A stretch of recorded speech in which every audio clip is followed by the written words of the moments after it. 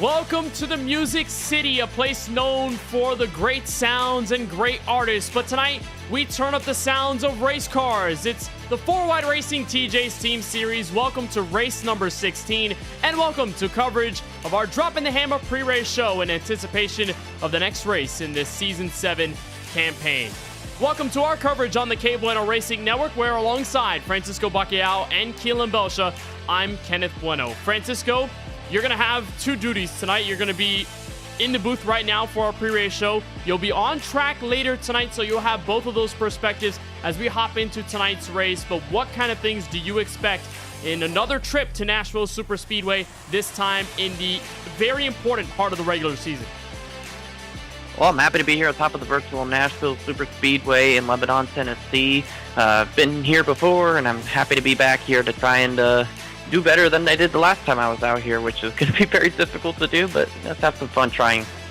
And Keelan, as a driver who's raced a couple of events here in 4Wide, but you're going to be in the booth for tonight. Nashville, a very specific type of track in a way that you can't really compare it to many others on the 4Wide schedule or any schedule for the likes of NASCAR stock car racing in general. This race and this track specifically will be a big challenge for drivers to try and overcome, making its only appearance in this campaign. Yeah, Ken, it's great to be here tonight. And yeah, Nashville, there's no comparison for it. It's one of my favorites on the schedule and one of my favorites to run laps around because there is nothing like it. It's so easy to overstep your boundaries in the corners, and you have to be really easy with your race car all the way around here. So it's just a really fun racetrack to race, and these drivers are going to be trying to master it as the night progresses, as we close in on the start of the playoffs to Pocono next week, then an off week, then we're back on the road course at Coda before we hit the last three races of the regular season. And this is really important, Francisco, this push for the playoffs, because you have two concrete tracks, the one tonight at Nashville, the other one which was formerly White Lightning, Dover Motor Speedway, several races before that regular season finale at the World Center of Racing in Daytona. So if you're any one of those guys looking to make that final push to call yourself a playoff driver at the end of the regular season, well, you've got a lot of diverse tracks to get around. You got to be multifaceted to be one of those that gets in if you're going to do it the hard way. Spot on there, Kenneth. Every single track between now and the end of the regular season is incredibly different than the previous one. We start here with the concrete mile and a third of Nashville.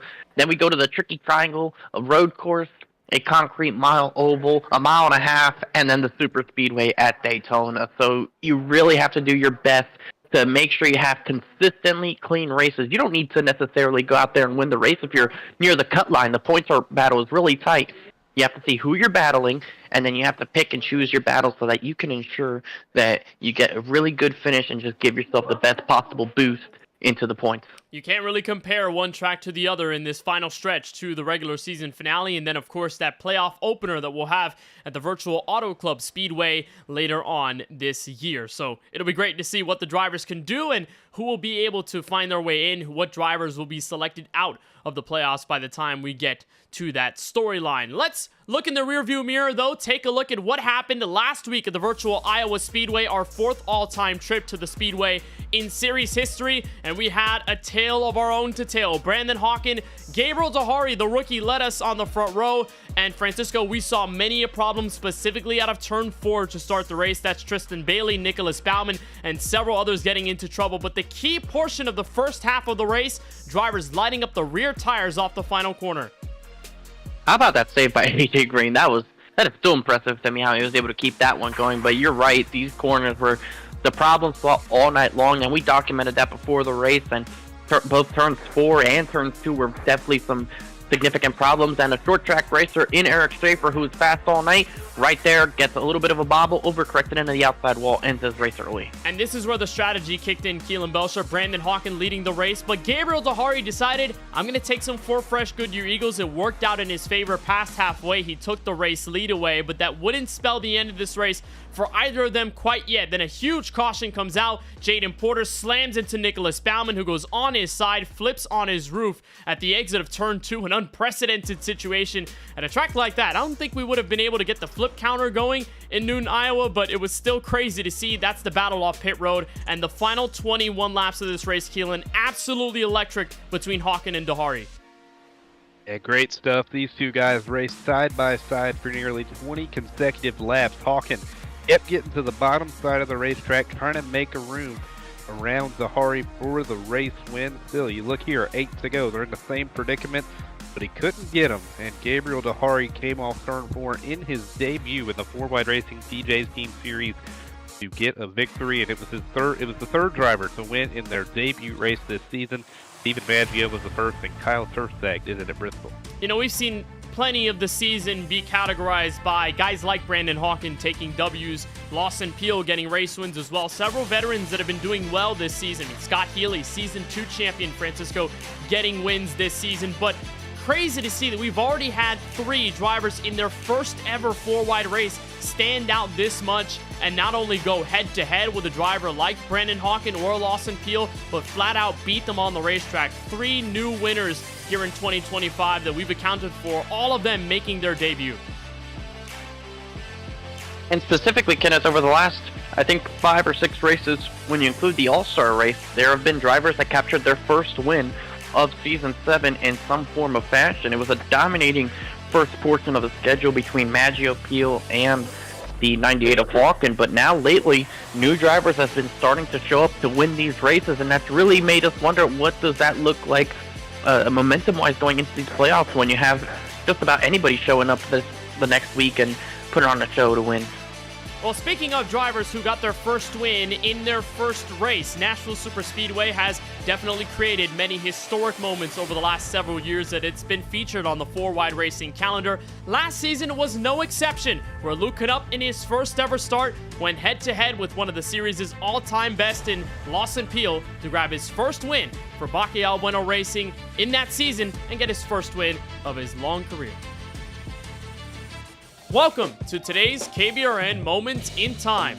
This moment comes from the most recent trip to Nashville Superspeedway in 4-wide racing's 6th season in 2023.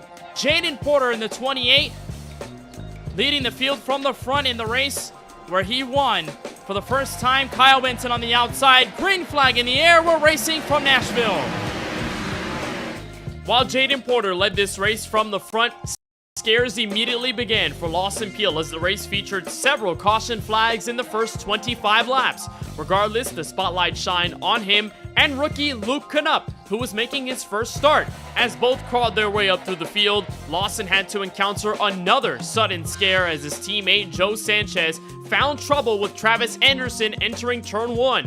Some cautions and an alternate strategy later led to this moment. Peel getting around Trevor Haley on fresh tires, bringing Canup in pursuit. The final segment featured some of the best racing between a veteran who's accomplished nearly everything in the series and a driver in his debut trying to prove himself.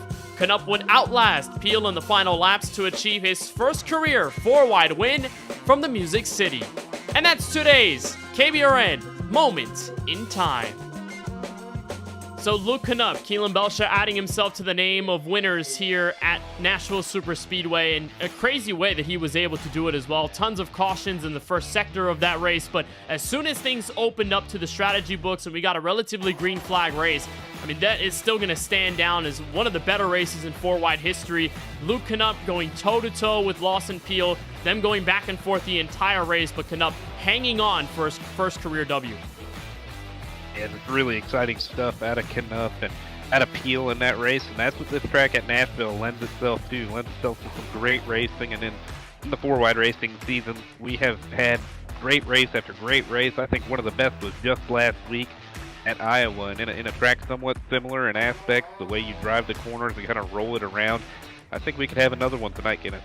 We could very well have another one. I think with the trend that we've seen over the last month or so, Francisco, with all of the new winners or drivers getting their first win of the season, we haven't seen a repeat winner since a little while ago. I believe it was back in Indianapolis where Lawson Peel was able to take the W in late December. Just going to double check on that. But for the most part, we have been seeing a bunch of new drivers take the checkered flag, whether it be Lance Hill at Talladega, Jaden Porter, who got his first at Darlington, Scott Healy taking the win at Kansas, and the way things ended in that overtime restart. We mentioned Bauman in that Las Vegas All-Star win, and then just last week with Gabriel Zahari stunting in his first ever race to get the W. I'd say that it's going to be really exciting when we continue this regular season, because at this point, anyone could play spoiler. It doesn't matter who you are. And speaking of, there are plenty of guys that are in the cast trying to point their way in or find a way to spoil their way into the 4-wide playoffs. Here's a look at our playoff picture post-Iowa after Dahari's win.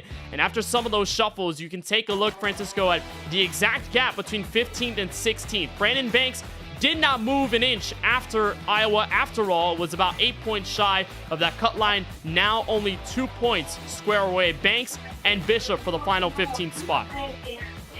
Yeah, everything is still pretty close over the cut line, and particularly especially between Bishop and Banks and even Newbraw, all within single digits. But even guys that are in the 40s, Bauman, Green, Schaefer, with this many races to go, it'll be 5, I believe, after tonight. It is still pretty close, so they still have to continue to put some good results together and not have bad results, because otherwise they'll end up right at the cut line. And let me tell you, being at the cut line at a super speedway like Daytona, with just about anything being able to happen, an uneasy feeling can occur, and you just definitely don't want to put yourself in that position if you don't have to. So if you're the likes of those that, like Schaefer, Green, Bauman, and Reedy, do everything you can to make sure you don't put yourself in that situation. Just have some clean races, and I do believe Austin Reedy is not going to be here tonight, so that is a huge blow to his opportunity. Yeah, you're right. A ton of guys that we've seen succeed a ton in this 4-wide series over the last several years. Lots of them are on the brink of this cut line. We know Brandon Banks, Keelan, has been a part of multiple Championship 5 efforts in this series, now on the brink of almost being out of it. He doesn't have any wins this season up until this point, so we don't know whether he will get a checkered flag from here on out until Daytona. So plenty of guys that are on the brink. We look at guys like Trevor Haley as well, Nicholas Bauman, who went flipping at Iowa last week, AJ Green and Eric Schaefer, all those big names. Lots of them could be in danger if they cannot execute in these last 5 or 6. You really got to do what you got to do to get in victory lane. I think that's the #1 goal for these guys. And you look at some of these guys on the cut line, and they were right there with an opportunity to put themselves in victory lane and not even worry about this cut line. Like AJ Green at Darlington, he had a good run going there, couldn't quite execute. Mikey Neal, he got really close at Kansas before spinning out in the late stages. Brandon Banks, he was there late at Talladega like he always was. The cards just didn't fall in his favor. So a lot of these guys just a few laps away from not even having to worry about this. Now they're on the cut line, and the #1 goal has to be to win a race. And for these guys, there are several opportunities still to go to try and not even worry about the point situation, get a win, and put yourself in. Well, they have 2 different types of opportunities they can chase. One of them is just race the final couple of races out until Daytona and try to get a win in either one of those, or just point their way in. The secondary way that they can enter the 4-wide playoffs is with a brand new system that league admins Tyler Murray and the rest of them have developed for Season 7. That is our bracket challenge this season for the 4-wide Racing TJ's Team Series. All the roads lead to Daytona from here on out, and this is how it all goes. We have rounds that'll determine whether drivers will move on to the next round. It's sort of like March Madness, but in the form of racing. So if you go head-to-head with a driver, if you finish better than them on the racetrack in that given race, you will advance to the next round. The exact stakes, Francisco, a playoff spot. Tyler has said we're going to put it all out there, and for the drivers that maybe haven't done so well in Season 7, this could be their breath of fresh air, a chance to find their way into the postseason without needing a checkered flag in hand. Yeah, this definitely adds that added excitement factor and that randomness that could just about change anything as far as the playoff outlook is concerned, because you might not be counting on the winner being someone that could go up there and take a spot away from the playoff driver. So definitely someone who's on the cut line and isn't in it themselves.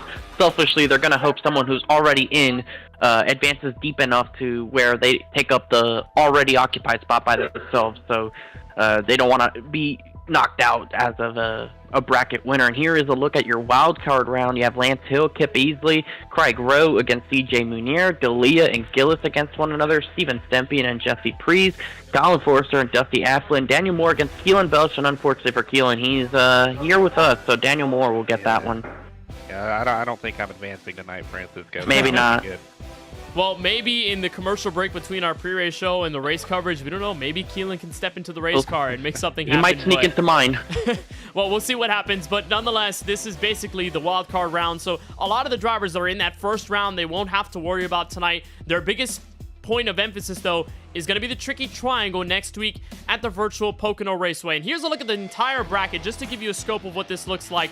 Francisco, it's basically March Madness. It's 4Wide's version of going single elimination round by round and getting a quote-unquote national champion by the end of this one. Instead, they're going to be another added playoff driver into the many that will have already qualified from wins or just by points. So it's an exciting system that we've seen implemented in a couple of other leagues, but when you got to get the head-to-head storylines going, I mean, this is just going to be great for any driver that wants to find their way into the playoffs, but just hasn't gotten over the hump yet.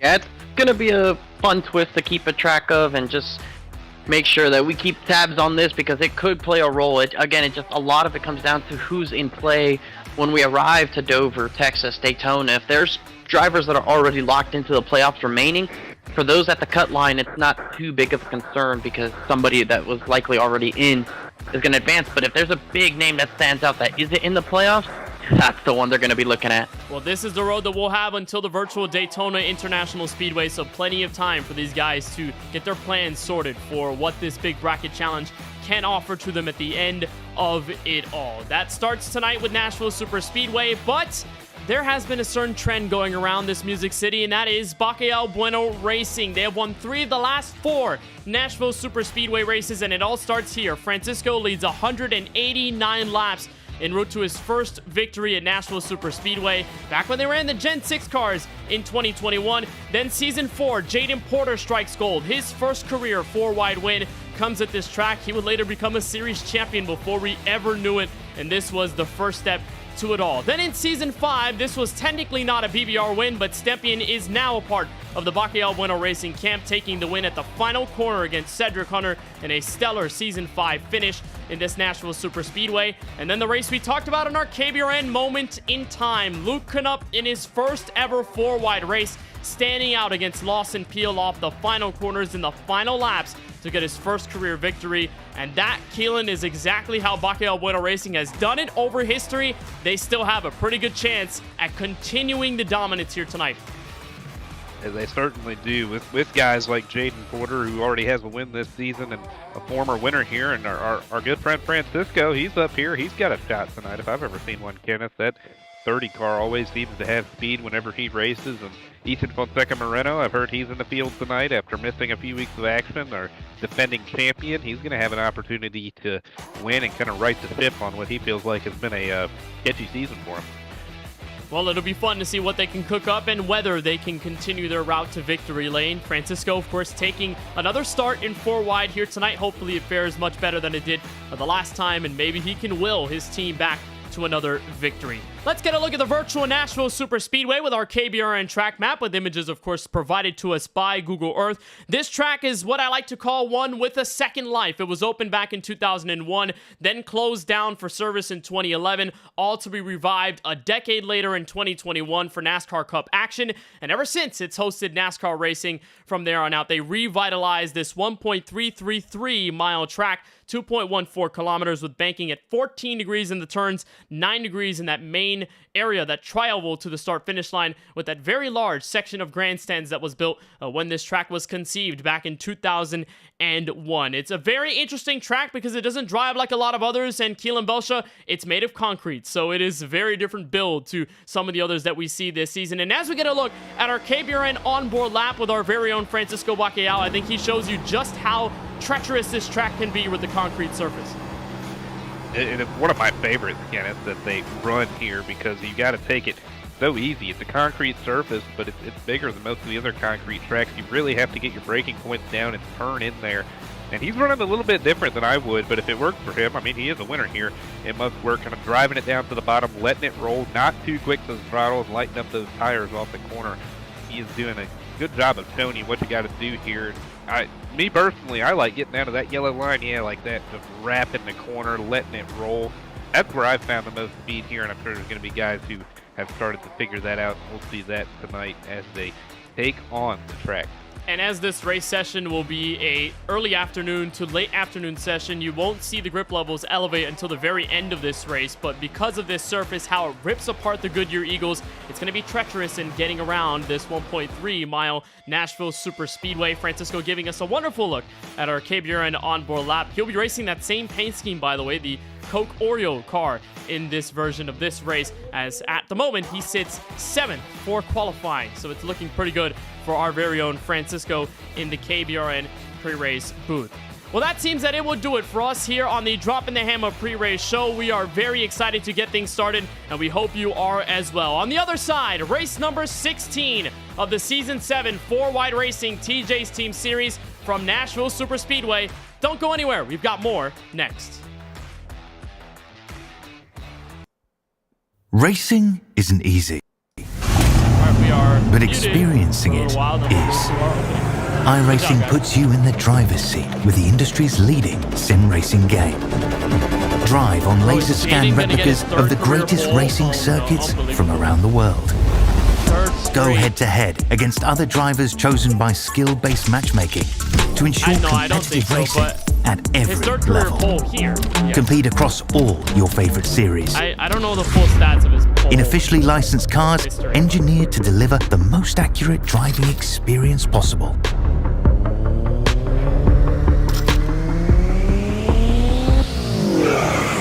Join a race or host your own with players from across the globe. Race against the computer or in a league with friends. Feel the thrill behind the wheel. So he has no history. Visit iRacing.com. Whoa, yeah, actually Mikey ran here last season, right? And he crashed? Yeah, I remember. I was like, oh, Mikey's making Oh, man, that is the third consecutive PBR goal.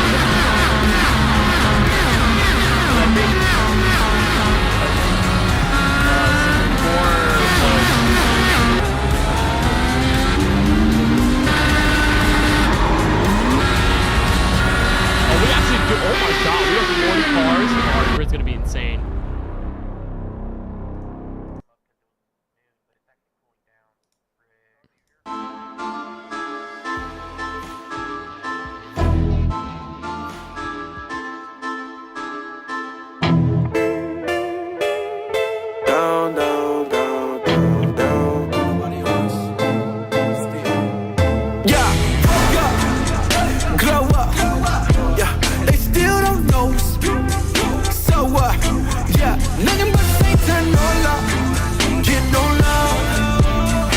That's my bonus for my quota. Boy, don't nobody home. I just get a check in the jail with the set. All we do is rap. Ain't worried about next. Yeah. I'm just making plays, Broadway in the flesh. On us. This right here in the corner.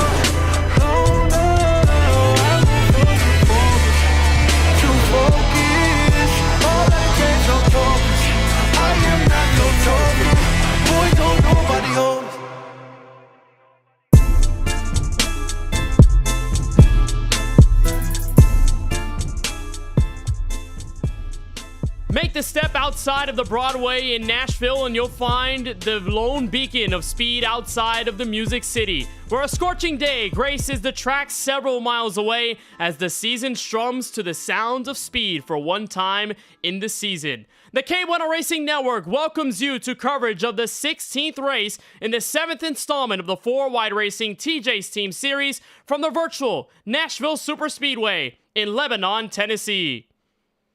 Welcome to the action. We're so happy to have you join us for another race. We're alongside Keelan Belsha and Charlie Byer in the broadcast booth. I'm Kenneth Bueno. Guys, this is going to be another great race. I think after what we've seen for a bulk of this season, including last week's outing at Iowa, Keelan, this may set up to be another absolute classic at a track that's hard to drive and several drivers that are in the mix to be very competitive at the drop of the green flag.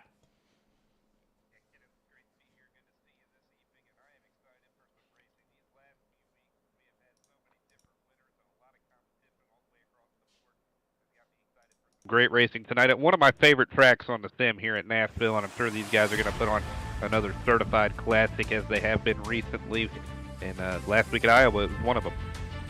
And Charlie, as you join us in the main broadcast booth, first of all, we're welcoming you. We're so happy to have you join us instead of from pit road tonight as Francisco is out on track. But we've seen plenty of venues where it comes down to lots of discipline, lots of skill. Nashville, no different in the race to the playoffs at the end of the regular season. And for those drivers that are wishing to get in, there is a bracket challenge on the line, but there also is just straight up consistency from here on out. Survival going to be a big key from this race moving forward as well. And I think in addition to this race, we also have a string of tracks coming up where it's that same exact case. Coming off of Iowa with a lot of throttle control, Nashville Super Speedway, you got to be really disciplined. Pocono, Coda, Dover, all these tracks are where drivers really have to be patient and put their best foot forward. But yeah, thank you for having me back, guys. And based on the trends on the last handful of races so far in season 7, I expect nothing short of a great race and a great finish today. And over our last several races, we've had new winners, drivers taking the checkered flag for the first time this season. For the most part, not in their full careers, but for this specific campaign, it's been the case. The guys like Lance Hill, who won at Talladega, then Jaden Porter won at Darlington. Kansas went the way of Scott Healy in those final laps. And then we mentioned Las Vegas, the All-Star race with Nicholas Baumann. Last week, the rookie Gabriel Dahari in his first career start stunned all at a ton of laps and beat one of the best in this series in Brandon Hawken in those final 20-odd laps. So there is another clear shot for anyone to grab another checkered flag, but there also is the possibility of those favorites that have been at the front for the entire season to get their rhythm back going and make this a very interesting run to the postseason. Drivers are already sitting by the iRacing official pace car on pit road. That means it is our time to take you trackside and give you tonight's drop in the hammer starting grid for our 150 lapper for the first and only time this season at the virtual Nashville Super Speedway. Steven Maggio brings the number 51 to the front row with a 29.934. He'll lead the field to the green flag with Scott Healy, Kansas winner, on the outside of the front row, a Toyota and a Chevrolet. Jaden Porter, who looked for his third consecutive pole at this Nashville Super Speedway, just a little short, but the one-time winner here will take it from third. Mikey Neal, fast all night long throughout practice and qualifying. He brings his number 88 Chevrolet to position number 4 at the start of tonight's race. Brandon Hawken, who finished one spot short of the checkered flag at Iowa Speedway last week, will look to capture his 4th win of the campaign, with Steven Stempian making his triumphant return to the series, trying to get his 2nd career Nashville Super Speedway win in 4-wide history. Curtis Kelly, one of the top drivers in the point standings, rolls off from 7th. Trevor Haley in his number 4 Dark Horse Ford Mustang is on the outside in position number 8. Before you find a pair of Murray Reedy Motorsports Mustangs, Kyle Benson rolling 9th, and Tristan Bailey, Keelan Belshaw for your top 10. And just outside the top 10, another Murray Reedy Motorsports machine in the number 13 of Craig Lautenslager, and our all-star race winner, Nicholas Baumann, to his outside. Back in row 7, you find our good friend, Francisco Bacalhau, trying to give that Oreo Coke machine a little bit of a good run tonight with Duncan Faw, his teammate, to his outside in row 7. Row 8, Lawson Peel sitting back there in 15th. A little bit of work to do. Historically, not a great qualifier. We'll see what he can do from 15th with league owner Tyler Murray to his outside in the 16th position. Back in row number 9, I believe that was Lance Hill back there. Couldn't make out the other one. Cody Kinsey and Samuel Lawson will round out the top 20. Back in 21st is where you'll find J.J. Hill, our very own, rolling off 21st. Adam Alishire brings his car from 22nd on the grid. Ryan Pandicio brings it from 23rd. He's got Daniel Moore in the 77 on the outside of row 12. That's position number 24. Michael Newbraw rolls from inside the top 25. A.J. Green will bring us the green flag from 26 in his Stonks Motorsports Chevrolet, followed by Kevin D'Elia, 27. Brandon Gillis, a part of that big bracket challenge wildcard round, not facing Kevin D'Elia outright, but both of those in that wild card position. Craig Parks in 29th, and Juan Escamilla for Dark Horse Motorsports will bring in P30. Charlie Beyer on back. And in row number 16, rookie race number 2 for that number 66, Zachary Hill, 31st, and Christopher Bishop, 32nd. 33rd, we see CJ Muner, that number 89, outside Eric Schaefer, first driver without a time, and that number 3. We got Ethan Fonseca Moreno for KBueno Racing, front and back of the field for that team, starting 35th. Gabriel Dahari, 36th. Row number 19, we see Brandon Banks in the number 5, Dusty Alpin in that number 16. And row number 20, we have Timothy Cook 39th in that number 19, and Eric Stewart, number 40th in that number 82. That is the final car in this field. 40 total here from Nashville Super Speedway. It's going to be a long one, but plenty of drivers with a chance at the W. And speaking of, Ethan Fonseca Moreno, a chance at the victory after having not won a race in a little while since Homestead of last season, his championship finale race. And it's his first attempt at a four-wide race this season since we saw him back at Charlotte facing against his teammate, Steven Maggio. Keelan Belshaw, what are the keys to victory from the Music City tonight? We got 4 of them. You got to roll those corners this evening. That is one of my favorite things to do at this racetrack. Take it easy into the corner, let it roll, and that kind of goes hand in hand with taking care of your right front. You want to go easy into these corners, not saw at your wheel, because once that right front goes, you'll be pushing up the exit of these corners all night long. You want to take care of your tires, especially up front.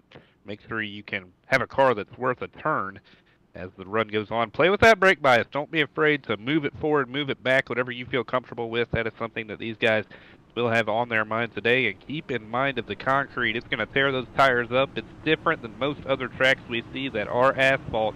There's only a few concrete tracks on this schedule, and usually we see pretty much the same guys running up front. So a lot of guys have this figured out. The last time we ran a concrete oval race this season, it was all the way back at Bristol, early October. Winner Kyle Tursak. We haven't seen Tursak for the most part in the rest of the Season 7 campaign, so door wide open for someone else to become a concrete king. Steven Maggio has yet to win a race in a little while. The last time we saw the 51 in victory lane was that race that Ethan was in last time, Charlotte Motor Speedway. Him, Hawken, and Peel have yet to clinch the checkered flag since Indianapolis when Peel did it earlier in the season. We've had a bunch of new winners since. Scott Healy is looking to become the first repeat winner since Lawson Peel did it at the Brickyard several months ago after winning one at Kansas. They will both see the front row taking the green flag for the first time tonight.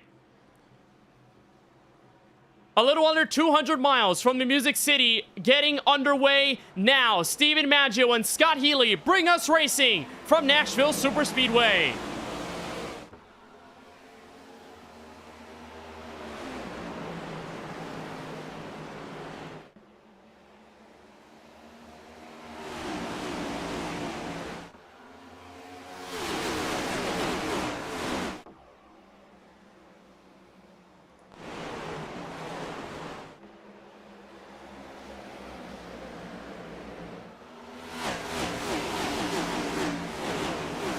And after lap number 1, we are already 3 wide for the second spot. Jaden Porter trying to slice his way in the middle between Healy and Hawken in the battle for second entering turn 1. He'll back out at the last moment, but things already getting tight from everyone behind Steven Maggio on the back straightaway.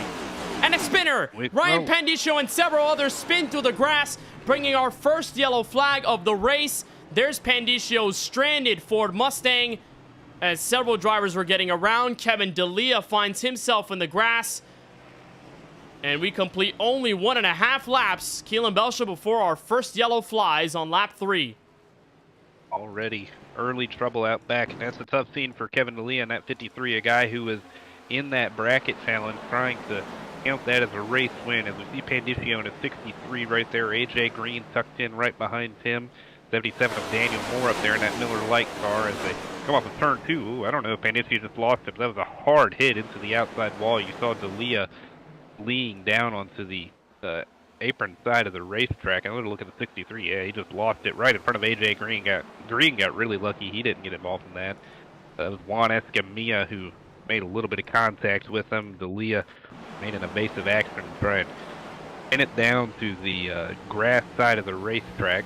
This is the view from AJ Green's number 48. Pandiscio might have just lit up those. Ooh, he did make a little bit of contact there, but he might have just lit up those rear tires there. Kenneth kind of lost it trying to save the race car. That is something that is kind of common here at this concrete racetrack right here. Trouble when the tires are cold, kind of spinning it around. And how many times, Charlie, did we see that happen last week at Iowa? Obviously, two very different ovals in their own regard, but the similar situation of cold Goodyear Eagles, you get the car wound up, you're trying to get the tires under temperature, and the car just steps out quite a bit at the exit of a corner, and you have nothing to do but become a passenger by the time you're attempting to save that. as Michael Newbraw got a piece of that as well, as Kevin D'Elia spun under the racing line into the grass, and Ryan Pandicio sees his race end after maybe a lap and a half. Didn't take long for the not stonks, but still kind of stonks Mustang to be out of it. Here he is on pit road.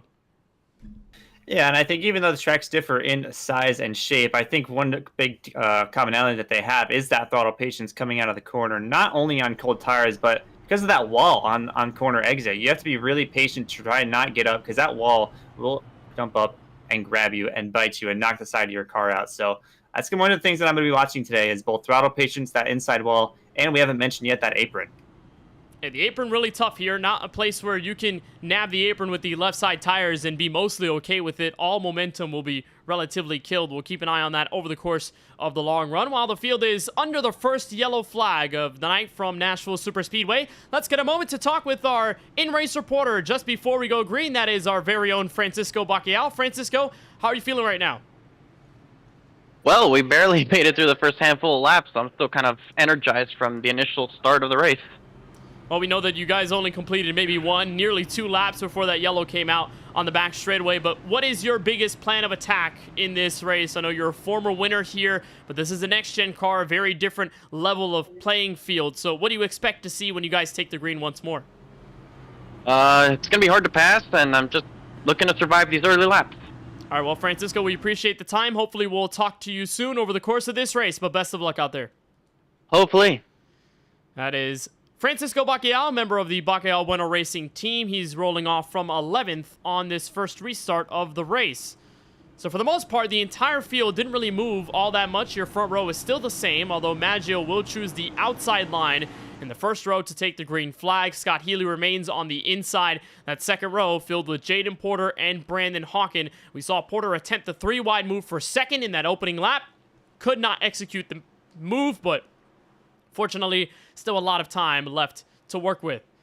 Here comes Maggio out of turn 4, looking for the Geico restart zone. First restart from Nashville Superspeedway, and the KBueno Racing machines on the outside tried to make it a tandem into turn 1. Scott Healy still there to make it second place of the battle in the first corner.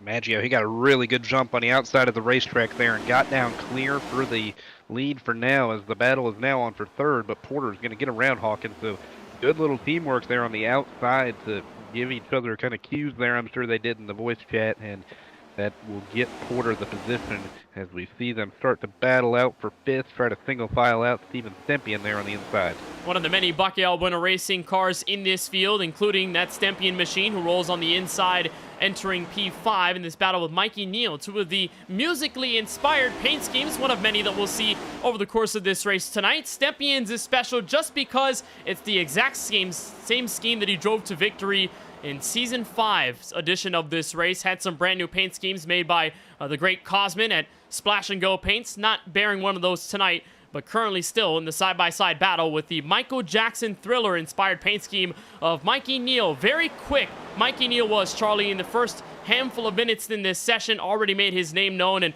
like we saw at Kansas, where it almost seemed like the win was in his hand before he spun at the exit of turn 4 late in the going.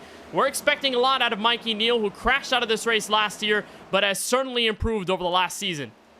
Yeah, it's going to be a race of redemption that Steven Stempian's going to have to put together for himself after that Kansas race. But for now, I think these guys are just looking to settle in, as Brandon Hawkins losing a few spots in the tri-oval here. But as I mentioned, these guys are just looking to settle in, sit single file, kind of spread themselves out and put together a long race. We still have over 140 laps to go after that early yellow. But we're focusing on Brandon Hawken right now, dropping outside of the top 5. It looked like he peeked underneath Keelan Belsha in the attempt to get by Jaden Porter, and the freight train just got around him, and all of a sudden, that Stempian and Neal battle that we were watching right behind the Sucker Punch Chevrolet was sort of transferred right in front of the Canadian. So now Stempian gets the spot, slides into 4th, all still on eyes with the top 3 in mind. Porter, Healy, and Maggio only separated by the mere 0.4 of a second out on the racetrack. So whatever gap Maggio had built up on the opening lap before the yellow on the back straightaway, basically dismissed. Onboard look with Maggio. It's gonna take a little bit to kind of see that separation form, but this is a track where you can get separation as the run progresses. But the next gens, you know how they are, the draft, they like to stay up with each other. But as these tires start to wear, we start to really see who has the fast cars that they been working on, practicing all week, been trying to figure out this racetrack, and we'll really see who's going to rise to the top as they continue to put some distance between each other. Look back on the Charlie Bayer photography onboard camera. Ely kind of closing in on the straightaways there, might be able to make a move. As we see Brandon Hawkins up there in the middle of the racetrack, he is not being patient at all. He's trying to give all that he can. And remember, all those lost spots to the mere of 2 behind Neal and Stempy, and he's already gotten by both of them, and they remain in this battle. So it appears that just like it was, fresh off the restart, and Hawkins was right on Gabriel Dahari's tail last week at Iowa Speedway. Charlie, we saw just how close he was, but unfortunately wasn't able to make the move. And you move from an Iowa Speedway where the inside line is almost impossible to make a pass from, and then you look at Nashville Super Speedway with how much more narrower it is across the track, and you mentioned a track that is mostly conducive to inside line passing. You can't really execute the multi-groove as well here. Brandon Hawkins and the rest of the field have a very big challenge on their hands, trying to make passes in the midst of all this dirty air, as here he goes to the inside for third on Jaden Porter. Yeah, as quick as he left the top 5, he's quickly put himself in and is now moving up to the 4th position. So, yeah, Brandon Hawkins, I think one of my favorite parts about that finish was how good of a sport he was. Even after coming so close and putting on a great show, he is always someone we love to interview and has good spirits after the race. So he's a guy that I'm looking for this race to really stick inside this top 5 for the entire time. But for the time being, I mean, we haven't seen more than a couple car lengths gap to the race leader, much less a handful of gaps between this top 5. So they're sticking pretty close right now. Oh, and spinner, Francisco Bacalhau off turn 2 in the back straightaway, single car accident, yellow flag waves at lap 14. And Francisco was just stepping into the top 11, trying to catch Lawson Peel, sitting on the outskirts of the top 10. And he goes for a spill. Yellow flag out for the 2nd time tonight, and our in-race reporter finds himself in trouble. Keelan Belsha, what happens here? Let's get a look here. Tristan Coming off Bailey. turn 2, you see him trying to catch up to Peel. Ooh, yeah, might have been a little iRacing contact there between him and Tristan Bailey. Not sure how close they were. I'm not sure if that could have been contact. Looked pretty close. We saw a similar thing in the All-Star Open, but Tristan Bailey was on the receiving side of it. He was on the Francisco side of this. Oh, no, there definitely is contact right there. Bailey, it's hard to tell who came up and who came down. Might have just been a racing deal right there, but that will take Francisco Bacalhau to the rear of the field. He's going to have some work to do. It's going to be a hard one to dominate like he did that one time, Kenneth, back there from in the 30s.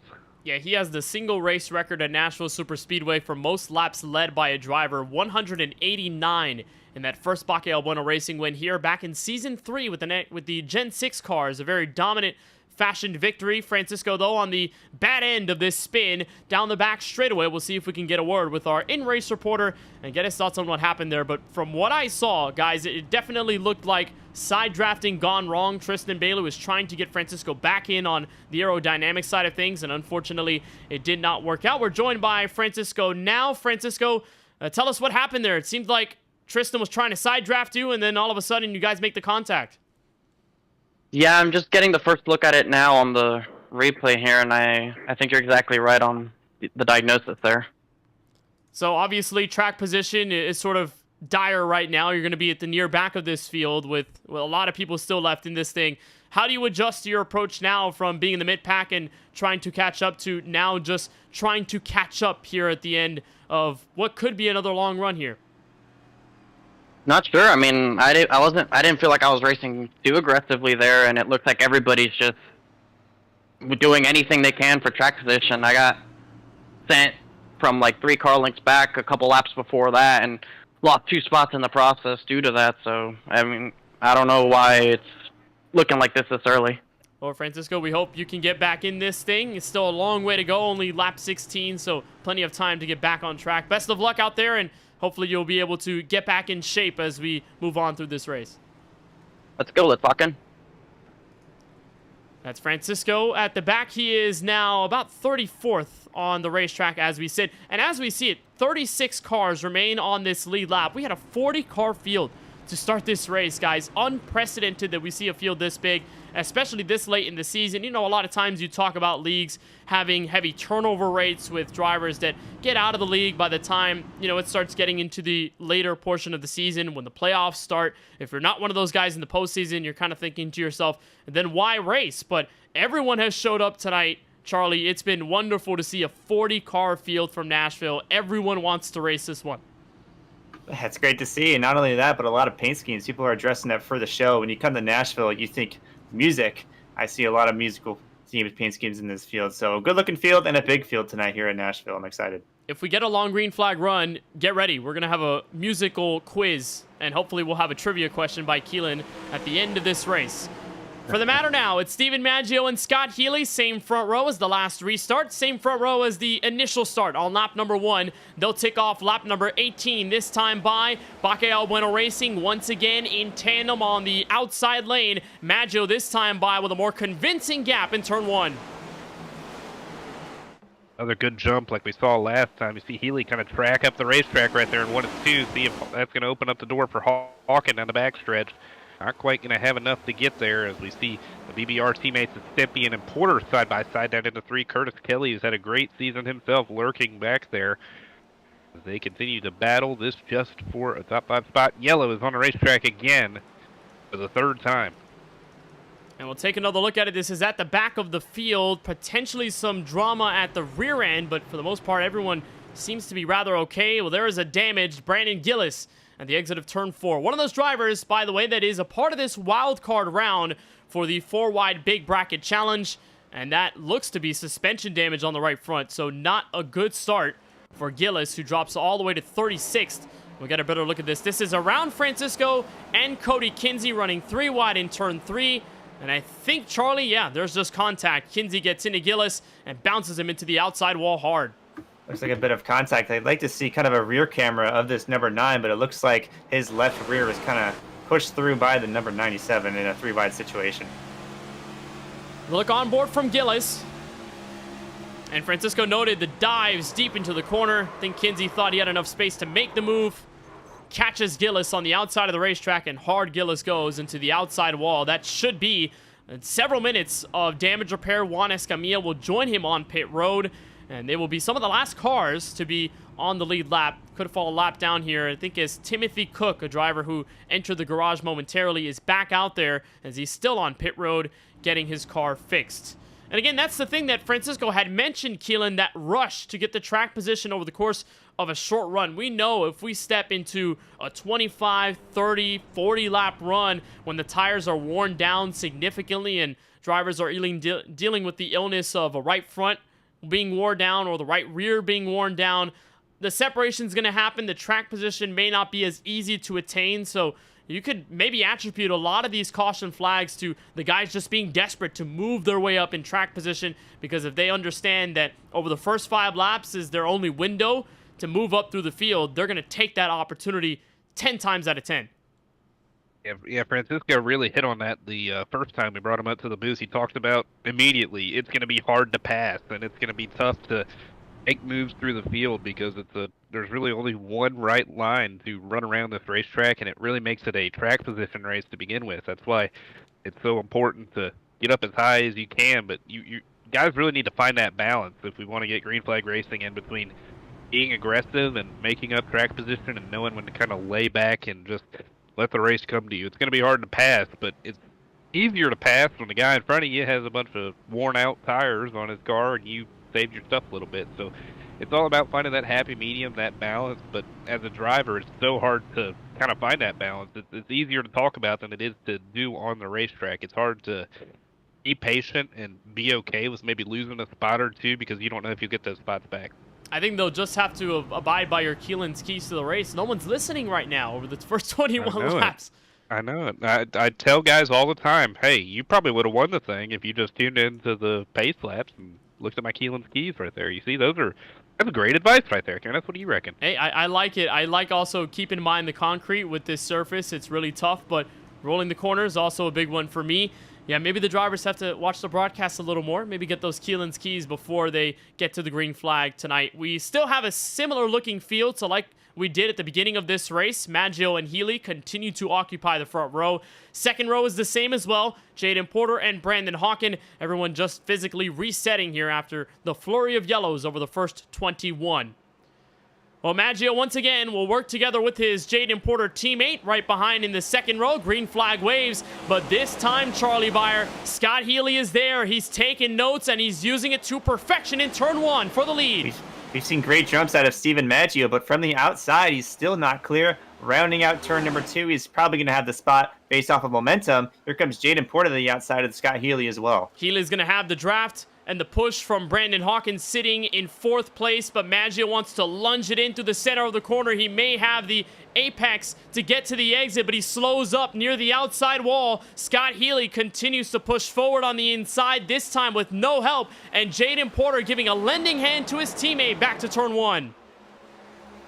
Maggio, he's going deep into these corners, but Healy, I feel like, is just rotating better, getting off the corner, at least from that 3 and 4 side. 1 and 2, it's a little harder to do on the bottom. Going to get up there, side draft him a little into 3. He's going to get help from Brandon Hawken this time, but those BBR teammates working hard on the outside. A little bit of a pinch there from Maggio. Can he get the push from his teammate down the straightaway at the line that time? It's barely Maggio. Healy's probably going to be there side by side down into turn number 1. These guys racing hard. It's hard to get a nose out in front. And one thing we've seen over the last several years here at this Nashville Super Speedway is this phenomenon. You get a car to the inside or the outside, you may go side by side for laps on end, and it won't tell you when you will go single file again. It will take a deer mistake out of either of these cars. Maggio washes up high. He may be on the face of 3 wide. He is. Battle for second to the start-finish line. 3 abreast as Healy takes the lead. Jaden Porter coming all the way to the inside of Steven Maggio. We got 2 BBR cars occupying this 3-wide situation, and it is a stalemate. The guys have not been able to separate themselves from each other. Almost contact with that 20 and that 51. But these guys finally being able to separate. Steven Maggio shuts the door, settles in the second. But watch this front group, guys. 3 of the top 5 BBR cars, 2 of them Chevrolets. Jaden Porter, the Ally car in the middle. Steven Maggio, the BBR Toyota right in front. And then white and red Chevrolet, the Elvis car. Steven Stempian getting a push from Kyle Benson. He'll make it the outside charge on Hawken, and he is giving the Canadian absolutely no space at the apex of 1 and 2. The top 10 are still within at least a second and a half on the racetrack to turn 3. That top starting to get some momentum as this run goes on, Kenneth. We see Stempian being able to make it work. Our Daytona winner, he smacks the fence right there.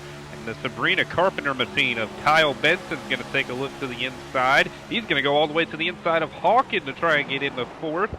Oh, and Curtis Kelly's in the Curtis wall. Kelly. Huge Curtis crash Kelly's in the fence. for Curtis Kelly. The yellow flag waves, and it is a sizable accident for the 71 car. He tows it straight to pit road, and he had gone hard into the outside barrier, an overcorrection, and Nicholas Bauman is not living the life of a highway. His car torn up in the bottom end of turn 2.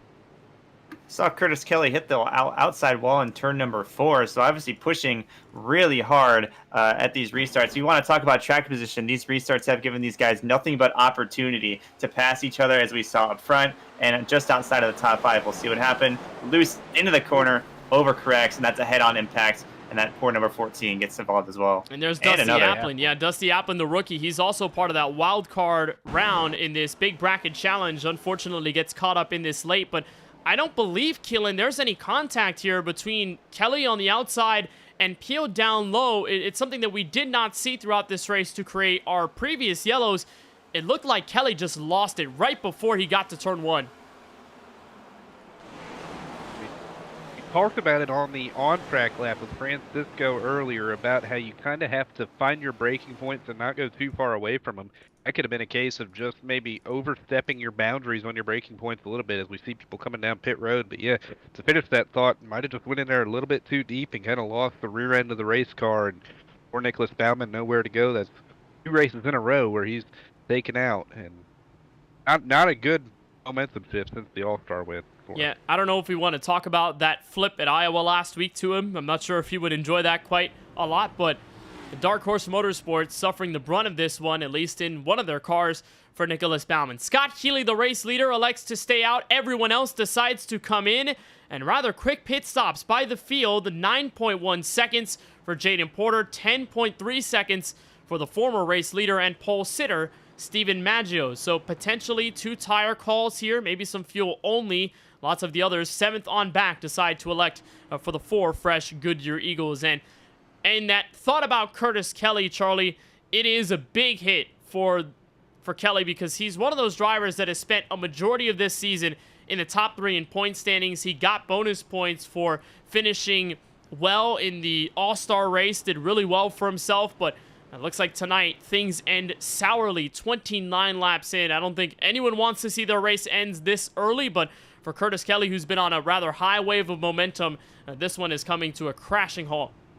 And momentum is a big thing when you talk about points, fighting for points, anything involving points in terms of motorsports. So you want to have that on your side. A really good string of finishes can put you in a really good spot, in a really good mood as we kind of make our way towards the latter half of this season. So for that 71, he's going to be looking for a rebound, but there's enough races left before the playoffs where he can certainly make up a few points. His last 3 finishes, one of them inside the top 15. So it was 19th last week at Iowa, 16th back at Darlington. His only top 15 finish was at Kansas Speedway. So things have gone a little awry for Kelly over the course of the campaign. But like we mentioned with that bracket challenge, he's in that bracket, I believe. So at that point, you know, any driver could find their way into the playoffs, even if you don't get a checkered flag in hand. We have a very alternative strategy going on right now. Scott Healy has stayed out. He has yet to come down pit road. Tyler Murray is going to follow him on the inside of row 1, also as a car not to have pit over the first 30 laps.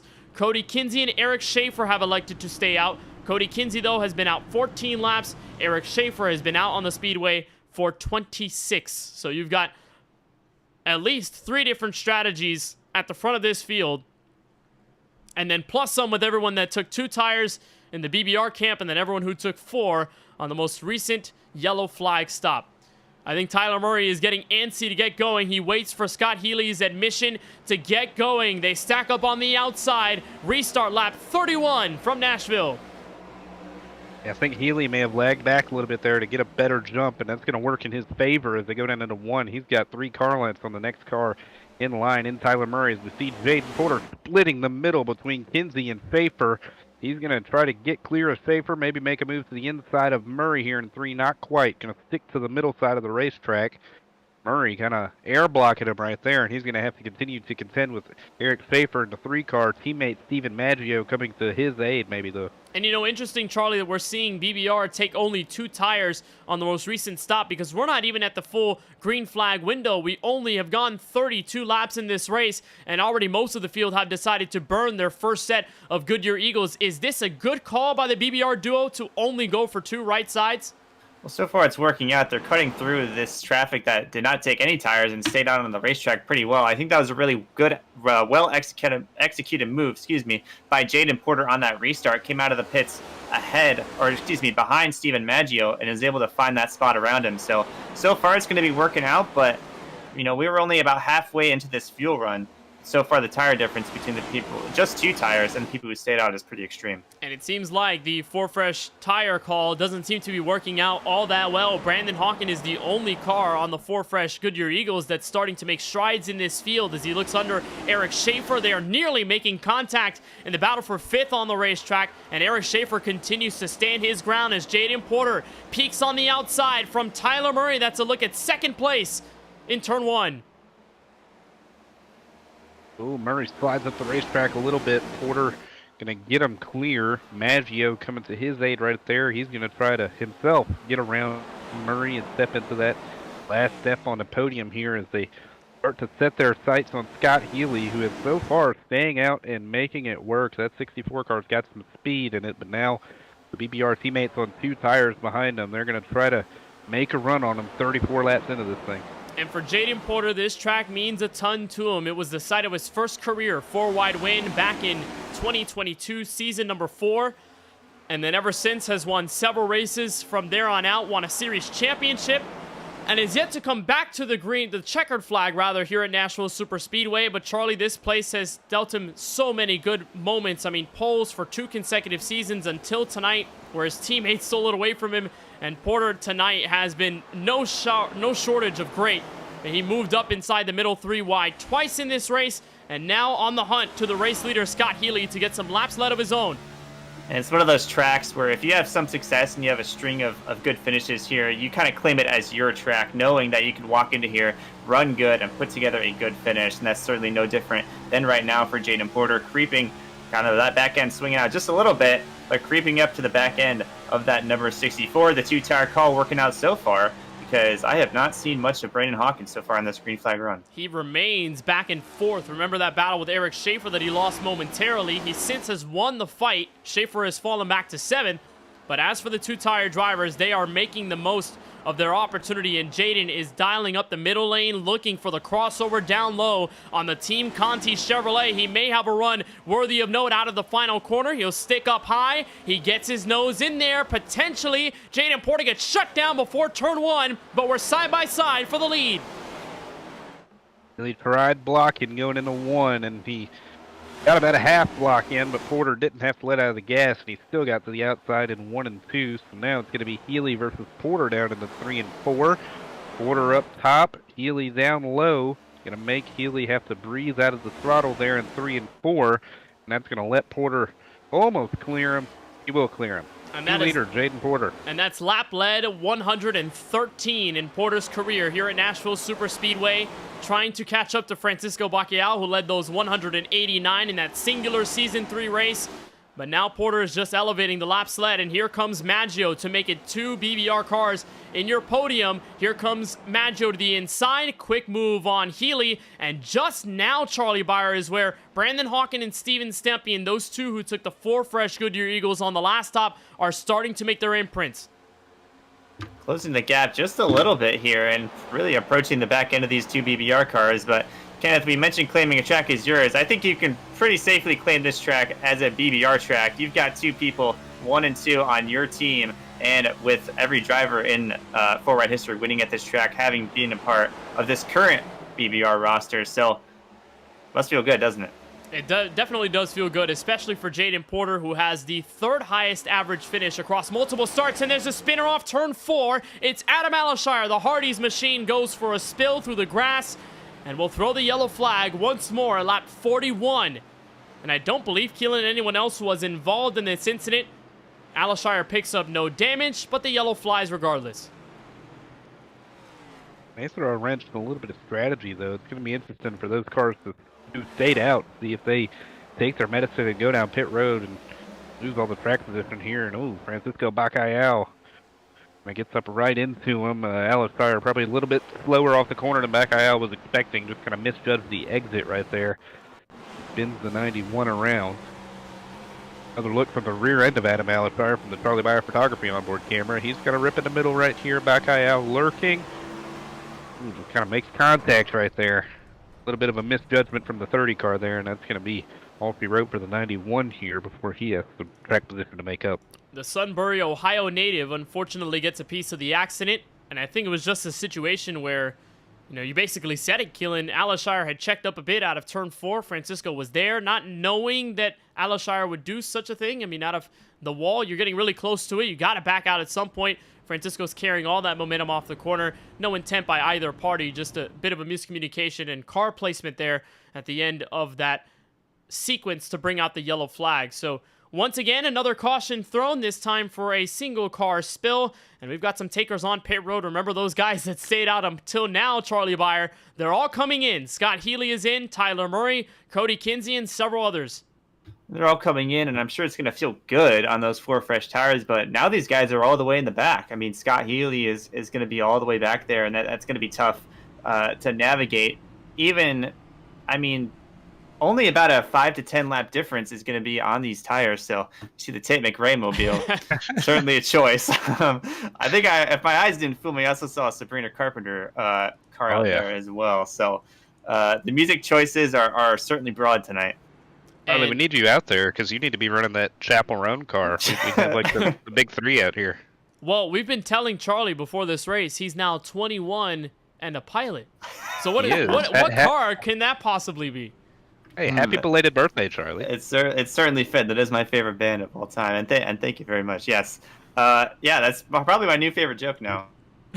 Well, Charlie, yes, did have his birthday a couple of days ago on Valentine's Day, so we would hope that everyone down in the chat wishes Charlie a very happy birthday. This is the Sabrina Carpenter car that he was just mentioning. The Murray Media Motorsports camp have gone all out for this race at Nashville Superspeedway. The tradition is have a paint scheme with either your favorite artist or a specific album, a specific music personality. See the Elvis car right in front, and now probably the second coming of Elvis in the pop form, Sabrina Carpenter on the inside. I don't know if Kyle is saying please, please, please at a chance at the race lead, but he's been really close, Keelan. Very aggressive at the start of this race, and it's been paying off. This restart could give him a second breath of life here.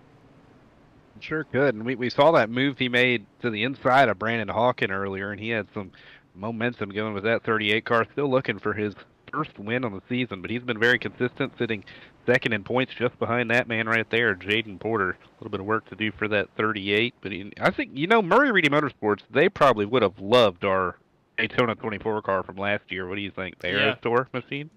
Yeah, that was awesome. And for those that don't know, our group, which we call Fruitiger Aero Racing, it used to be Instagram Buds Racing, Playboy Cardi Racing, a bunch of different names. But for our 24 Hours of Daytona car, we had an Eras Tour car where all of us were the different albums across Taylor Swift's career. Really cool to see. I think Tyler would have enjoyed that if we had a car out there for Taylor Swift. We don't at the moment, but we do have some other artists and other represented musical artists out there on the racetrack, and we'll touch on those as soon as we can get some more green flag racing. This time by, though, KBueno Racing holds control on the front row. Jaden Porter will take us through the Geico restart zone, back to the green flag on lap 45. Be a good jump for that 28 car. A little bit of help from his teammate and Steven Stempian back there. As there we see Brandon Hawken making a big look to the inside there. 3 wide for the second position. We'll see who has the momentum off the corner. Maggio is going to hold on to second. Stempian going to hang with them. And Mikey Neal, another BBR affiliate driver, going to come up and help here, trying to make it 1, 2, 3 for BBR. Mikey Neal, if he can get around Hawken, that'd be 1, 2, 3, 4. What a good run for these guys so far. Stempian washes up out of turn 4, opening the invitation for the Michael Jackson Thriller machine to take a step on the inside. And that is nearly everyone in the top 5 Chevrolets other than the second place car, Steven Maggio, and then the Ford Mustang of Kyle Benson, who was just trying to steal that 5th place spot away from Steven Stempian. Everyone single file back to turn 3. And now here comes Benson to the inside. I think what we're seeing early here in this run, Charlie, is a lot more middle momentum from Steven Stempian. It's been a blessing and a curse all in one, because we've seen him gain position from that middle lane, but we've also seen him lose a ton of it, and now under fire from Benson in turn 1. I think I'm seeing a lot of similarities between this track and Indianapolis. I'm not sure if you guys will agree with me or not, but it seems like the outside line is there, but the inside line is certainly dominant. And when if you have a 2 wide or 3 wide situation, you kind of have to file back either 2 wide or single file, because there's not a whole lot of room, but a contact off the corner right there. And here comes Lawson, our Charlie Beyer onboard camera. He goes to the inside looking for 3 wide. That's for 4th place, now 5th. Move by Peel there in that 12 car. Hasn't been in victory lane since Indianapolis, looking to kind of turn his momentum around after it's been a rough couple weeks for that 12, as we see Benson and Stempian kind of working together there, trying to keep themselves in front of the 12 car. Benson's going to get that spot back, but Stempian going to have to fight Lawson Peel off of 4. And again, in the talks of desperation to gain track position, it's exactly in demonstration to what Peel showed us there in the move against Stempian and Benson. He sent it all the way through the corner, hoping that the slide job would get him enough momentum at corner exit to keep pace in front of those cars, but it didn't work against Kyle Benson. And now in this side-by-side effort with Steven Stempian, as they let the top 4 continue to set the rhythm here. Maggio has stolen the lead from his teammate Jaden Porter, at least by a car length. Brandon Hawken 3rd, and that Mikey Neal car, that red and yellow Chevrolet, sitting calmly in P4 as we look at it. But we are seeing a KBueno Racing rampage, Charlie Beyer, because not only do we have several of those in the top 5, we have many of them residing in the top 10 and a bit further back. There's Francisco Bacalhau, our in-race reporter fighting against Tristan Bailey, the Mustang down low, and Duncan Fall, who captured his career-best 3rd place at Iowa last week, sitting 11th.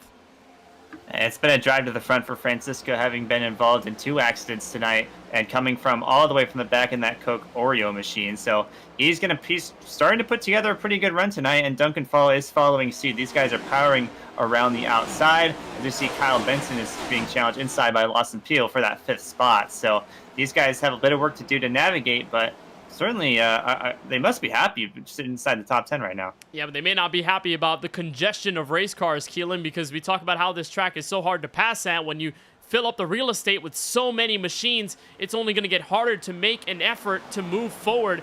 And Bacalhau has to deal with either following the inside or outside or making it 3 abreast as Bailey knocks up into Trevor Haley, the 2 Ford Mustangs going side by side down the back straightaway. And Peel continues to hold on his defense against Kyle Benson for P4, P5. Raina Carpenter car is quick right now. That 38 starting to find its legs as this run progresses. Starting to find a little bit of long run pace here. Maybe our longest green flag run here as we see the 38 and the 8 up there. But they are very congested right behind them. You see Bacalhau taking a big swing to the top side of the racetrack. He's trying to make a move up there. He's trying to find some momentum. His 2 starts this season have been absolutely brutal when you talk about Watkins Glen and his all-star race. Just tough efforts out of there. And Indianapolis had a solid run, but outside of that, it has been downhill sledding for that 30 car. So in a part-time schedule this season, trying to find some momentum as we see Trevor Haley in a very nice Eric Church car in that 4. And very selective Francisco was about the choice of races where he wanted to take the racetrack. Obviously Watkins Glen, because he loves that road course in how it is, and he's been successful in other leagues there. The All-Star race, just because, why not? It's an All-Star event where there is no points-paying racing going on, and a lot of it is just for a little prize or just for a lot of fun. So Bacalhau decided that.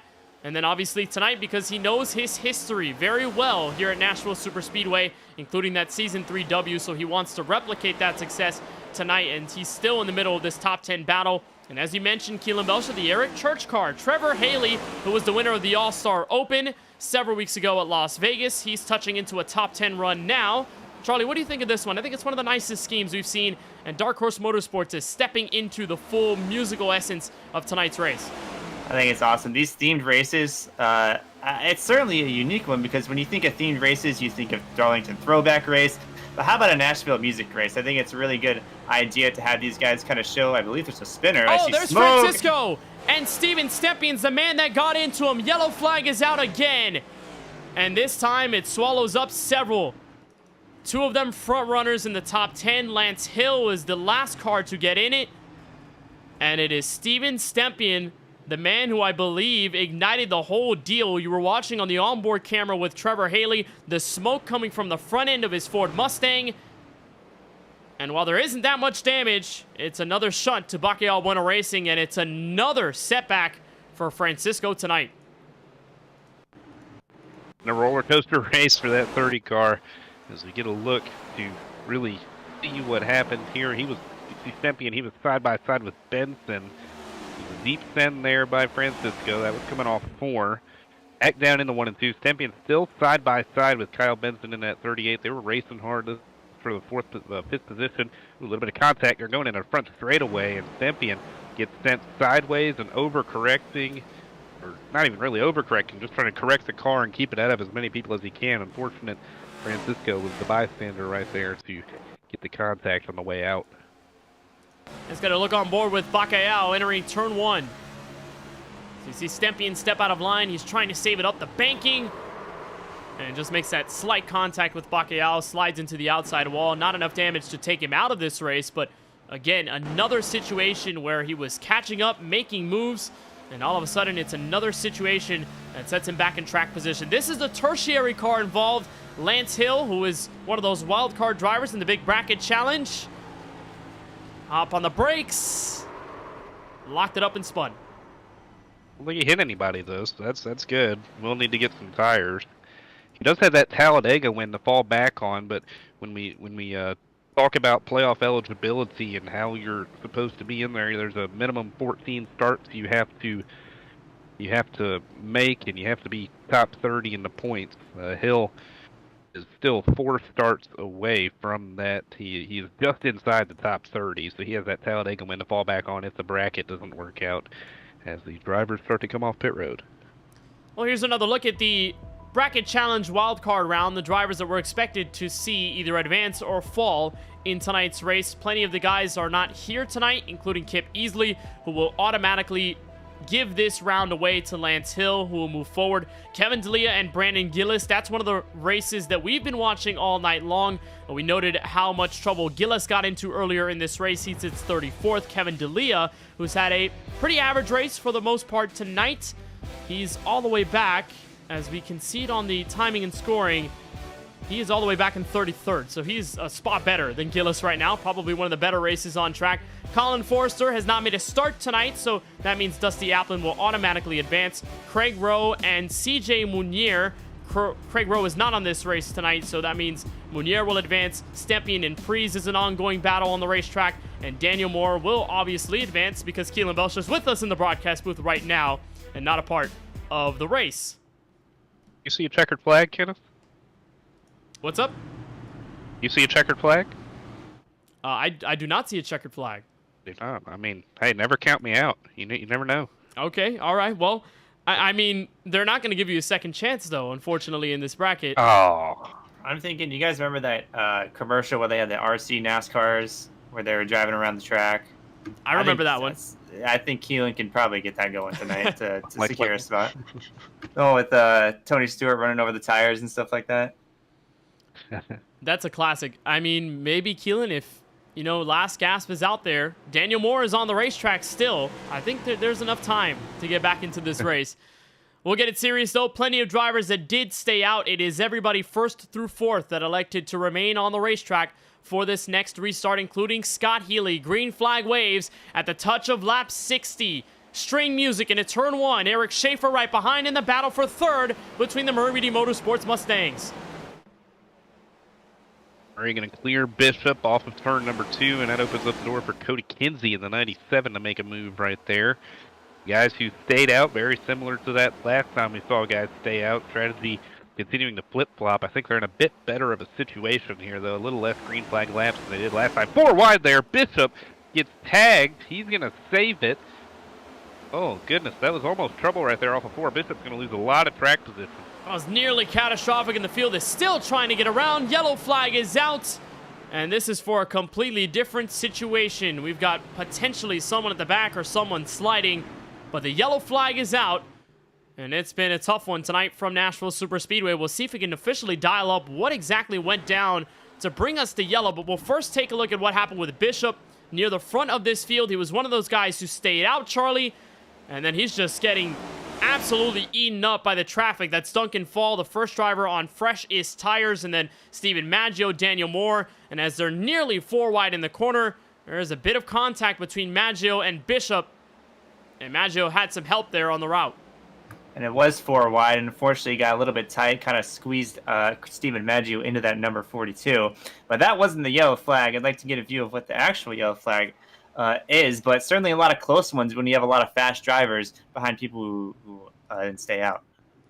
We'll see if we can get a better look. We did see another incident with Adam Aleshire and Tristan Bailey as they were back underway for green flag racing, and it was in the middle of turn 1, fresh off the restart. Not sure if this is the ignition of the yellow flag, but that's Tristan Bailey going sideways. He, for the most part, saves the car, and they're slow off of turn number 2. They're nearly 4 wide. And I don't know if I see a problem here at the moment, but may have been an admin thrown yellow, Keelan, with the way we're seeing it. We do know real NASCAR likes to have happy trigger fingers when they see one little incident happen. Maybe that's the case of what happened here, as we see Zachary Hill in the 66 making his 2nd start. Last week at Iowa was his debut. Had a bit of trouble out there, spun around, went through the Legends Oval, but he did end up completing that race a few laps down. So good to see him back out here. Saw AJ Green in the 48 on pit road, not having the run he's really asked for. I've noticed in the last few weeks, anytime I see AJ Green in trouble, I check the beef chat in this server, and he sends that little thumbs up picture, and he's been sending it a lot recently. So still on the racetrack, though, not quite having the track position he wants. Been kind of an up and down night for that number 48, but he is continuing to make a push, trying to make the playoffs just inside of that cut line. Yeah, remember we talked about that battle for the cut line. Green is just notoriously close there, as so is Eric Schaefer up there to the near end of the top 10, back end of the top 12.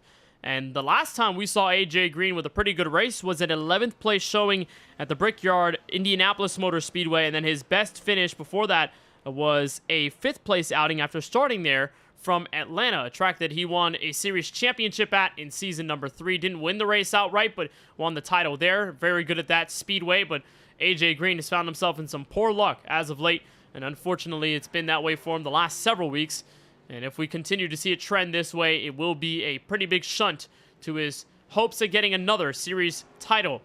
One driver on the other end of it, though, Charlie, is Eric Schaefer, who stayed out on the most recent stop and is sitting in second. One of those guys who was kind of falling back and could be in that situation if his races continue on a downwards trend. But right here, a possibility to lead some laps at Nashville, even though it's on old tires. Like I said, these restarts are bringing a lot of opportunity for everyone, but especially these cars who try to stay out, try to lead some laps, and maybe catch a string of yellows and stay up front for a prolonged period of time. Try to get yourself on a different strategy and set yourself up for a good finish here. So there's certainly no Hail Mary to this at all. It's just it's really tailored to what these guys are trying to do come the end of the race. But that tire difference is pretty extreme, as we saw in that restart. It could force another 4-wide situation. I'm interested to see these drivers like Brandon Hawken, Duncan Fall, and the guys who are formerly leading this race, how they're going to navigate. Well, now the first driver on fresh tires is 5th place, Brandon Hawken, with a 14.5 second stop. Duncan Fall, who led the field off pit road under the last yellow flag, he had a 10-second stop, presumably 2 tires only and some fuel. A pair of bow-tie Chevrolets will lead us back to the action from Nashville Superspeedway, and this time it's a rather odd restart. On the inside and outside, both of the cars get away easily to turn 1 in the battle for the lead. Schaefer sticking with him really well, and he's going to take the race lead off of turn number 2. He looked like he timed that up just perfect with the 64, and that's going to give him the race lead as the field fans out off of turn number 2, and the battle is on for the 3rd position, 3 wide down in turn number 3. And those are the fresh tire cars on the inside and outside. We're nearly 4 wide off turn 4. Duncan Falls in the mix. Tyler Murray and Brandon Hawken through the middle. 3 by 3 into turn 1. Can you believe it at Nashville? And that 36 is going to jump out in front in this situation and block all these guys. But Duncan Fall has got a really good opportunity set in front of him. Bottom of 3 wide, first car on fresh tires. But we are still stalemating second on back into turn number 3 and 4. We're 4 wide. That's Cody Kinsey on the old tires. The Sharpie Chevrolet on the outside gives way for Jaden Porter, and there's a spinner behind. That's the number 44, the rookie Samuel Lawson. Takes Tristan Bailey and others with him. That's Daniel Moore on the outside of the wall. Bailey facing him head on. And the yellow flag out again. A big mess, this time involving the rookie making his debut tonight, Samuel Lawson, with a pretty beat up gold and black Ford Mustang. Field stacked up there off of 4. We saw it for almost 2 consecutive laps. The 2x3 racing there going into the corner. I mean, we're 3 wide all throughout this pack. You see Daniel Moore in the middle, Kyle Benson trying to make up some track position. Looks like Lawson just lost it off the corner right there. Came down in front of Daniel Moore, tagged Tristan Bailey. I believe that was Adam Alistire taking a slide through the grass. He came inches from taking out that Sabrina Carpenter number 38 car, though, who has been running pretty well. This is on-board look at that 44 with the Charlie Bayer photography on board. Off of 4, just lost it. 38 got really lucky there at 77. Not so much. A unique situation. We haven't seen a car just fully spin out of turn 4 by itself, but Lawson lights up the rear tires, and all of a sudden we get another yellow flag. Tristan Bailey ends up in an accident for the 2nd time tonight. Boy, he's been through a lot. That's a Kid Rock inspired Ford Mustang that he's bearing in this race this evening for Murray Reedy Motorsports, and now some dings on either end of the race car, front, right, and left, as he'll try to pick up some of that track position lost. Thankfully, that caution flag didn't let him go to the back of the field, so he will stay up in all of this. And I don't know, Charlie, it looks exactly like a full mess just because of either the cold tires from the recent pit stop or like we've seen at the front, the 3 and 4 wide racing from the mix of those that have stayed out this long and those that are just trying to get themselves back to the front of the field on fresh Goodyear Eagles. Yeah, I mean, if you're in the top 5 before these string of yellows start happening and you kind of get set back, you want to get back there to the front as far as you can, not only just as a racer, but because you want to take control of this race before anyone else can and the people around you who are on the same strategy as you. But how about Eric Schaefer right now leading his laps? Going to lead lap number 68 here and will lead us back to the green flag. But that Jaden Porter number 28 Ally Chevrolet is looking pretty menacing in the mirrors. Yeah, and it's all been BBR for most of this strategic run. Remember how Porter and Maggio took hold of the race lead on fresh tires after getting around on the outside from most of the competition around them. And now Jaden Porter is somewhat of in his own league. He's got Brandon Hawken and Lawson Peel behind in that third row. But for the most part, Porter has spearheaded the fresh tire effort for most of this race and hasn't done much else other than that. And then lead some laps along the way in search for his second victory of the season after his first came the way of the virtual Darlington Raceway. So Eric Schaefer will continue to lead this race at the tick of lap number 70, coming to around 80 laps to go from the Music City tonight. And Schaefer was the winner of the Drop in the Hammer Cup Series race at Phoenix several days ago on Sunday night. So looking to parlay that momentum into some really good running tonight. And we'll see exactly what he can do from that first starting spot on the outside of the front row. Scott Healy will try to respond on the inside. He's led a couple of laps already himself. Schaefer, who won the pole here back in season number 3, will try to get his first proper W at this Lebanon, Tennessee track. He'll lead this field this time by, and off this restart, much more of a better gump for Eric Schaefer. He'll clear the top 2. Scott Healy will follow right behind. Jaden Porter trying to man the middle lane. He's looking for second in turn 1. Side by side here off of turn number 2. He's going to have the momentum up a little bit higher than Healy right there. And as they go down into 3, he's going to push that 3 car of Eric Schaefer out front. And there goes Jaden Porter easily into second. Brandon Hawken right behind Healy. Going to have at least another set of corners to get that position as Healy's going to get in, tuck in right behind Jaden Porter as Porter going to try to man up and charge for that flannel Busch Light car to lead. Well, during the last run that Porter had to cut his way through the field, he was only on 2 fresh Goodyear Eagles. This time, it's 4. All across the board, the shoes of the race car are fresh. Here comes Porter to the inside. Battle for the lead on Schaefer entering turn 3. But we've seen how not easy it is to make spots up here at this track. Schaefer will not give it up at the exit of turn 4. And here's the spoiler. Brandon Hawken sitting third to the trial wall. It's hard to maximize your momentum off of these corners when you're in a 2-wide situation. That's why Brandon Hawken was able to take advantage of this. And to the outside of Eric Schaefer, this could be the line to go on fresh tires. Off of turn number 2, does he have the spot? Schaefer's going to shut the door, and Porter's going to fall in line to third. We got a spinner in the back. And that's Eric Stewart, the Canadian, goes for a spill off turn 2.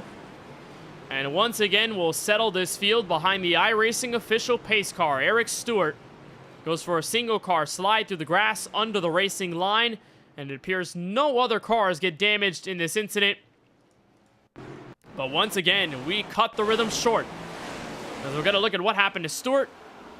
And this is in a big battle with Dark Horse Motorsports cars. That is Juan Escamilla, that blue and white Mustang on the inside. The black and gray machine, Trevor Haley, who was up into the top 10 earlier in this race. And Keelan, it's the slight help from Haley that gets Stewart out of the way. A little bit of contact there in turn number 2. That's going to send the 82 car around. We've seen a lot of it. These guys are really going to have to... I don't know, man. I don't know if the admin reviews are going to be too happy after this, because there are a lot of opportunities for green flag racing, and I feel like we're just kind of stepping over each other's toes here. And a little bit of patience would go a long way as we see Schaefer pull off on the pit road. Scott Healy following. That is going to surrender the lead over to Brandon Hawken for the first time tonight. Similar position that Schaefer, Healy, and several others were in earlier in this race when they had taken note of Jaden Porter, Stephen Maggio cutting through the field and making moves on 2 fresh tires. As soon as the next yellow came out, they said, all right, here's our chance to make up the tire discrepancy. But this time they will be mostly killed in the terms of track position. They'll be all the way at the back. So they'll have a longer route to the front. And Brandon Hawken will get his first laps led of the night from Nashville Superspeedway, lap number 74. So with this musically inspired night for 4 wide plenty of drivers with their normal schemes, like we see Hawken and several others in this race, but a lot of guys with their artists on the car, lots of with bands. I'm going to ask you guys this. Charlie, I'll start with you.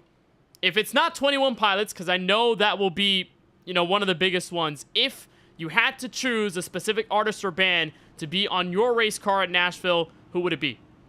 Well, when I'm thinking about a lot of artists that would be prominent, that you could walk up in the street and ask somebody if they know this artist in the streets of Nashville. Certainly 21 Pilots is not going to be that, unfortunately. But I really like Elvis as an artist. I'm thinking him or the Beatles.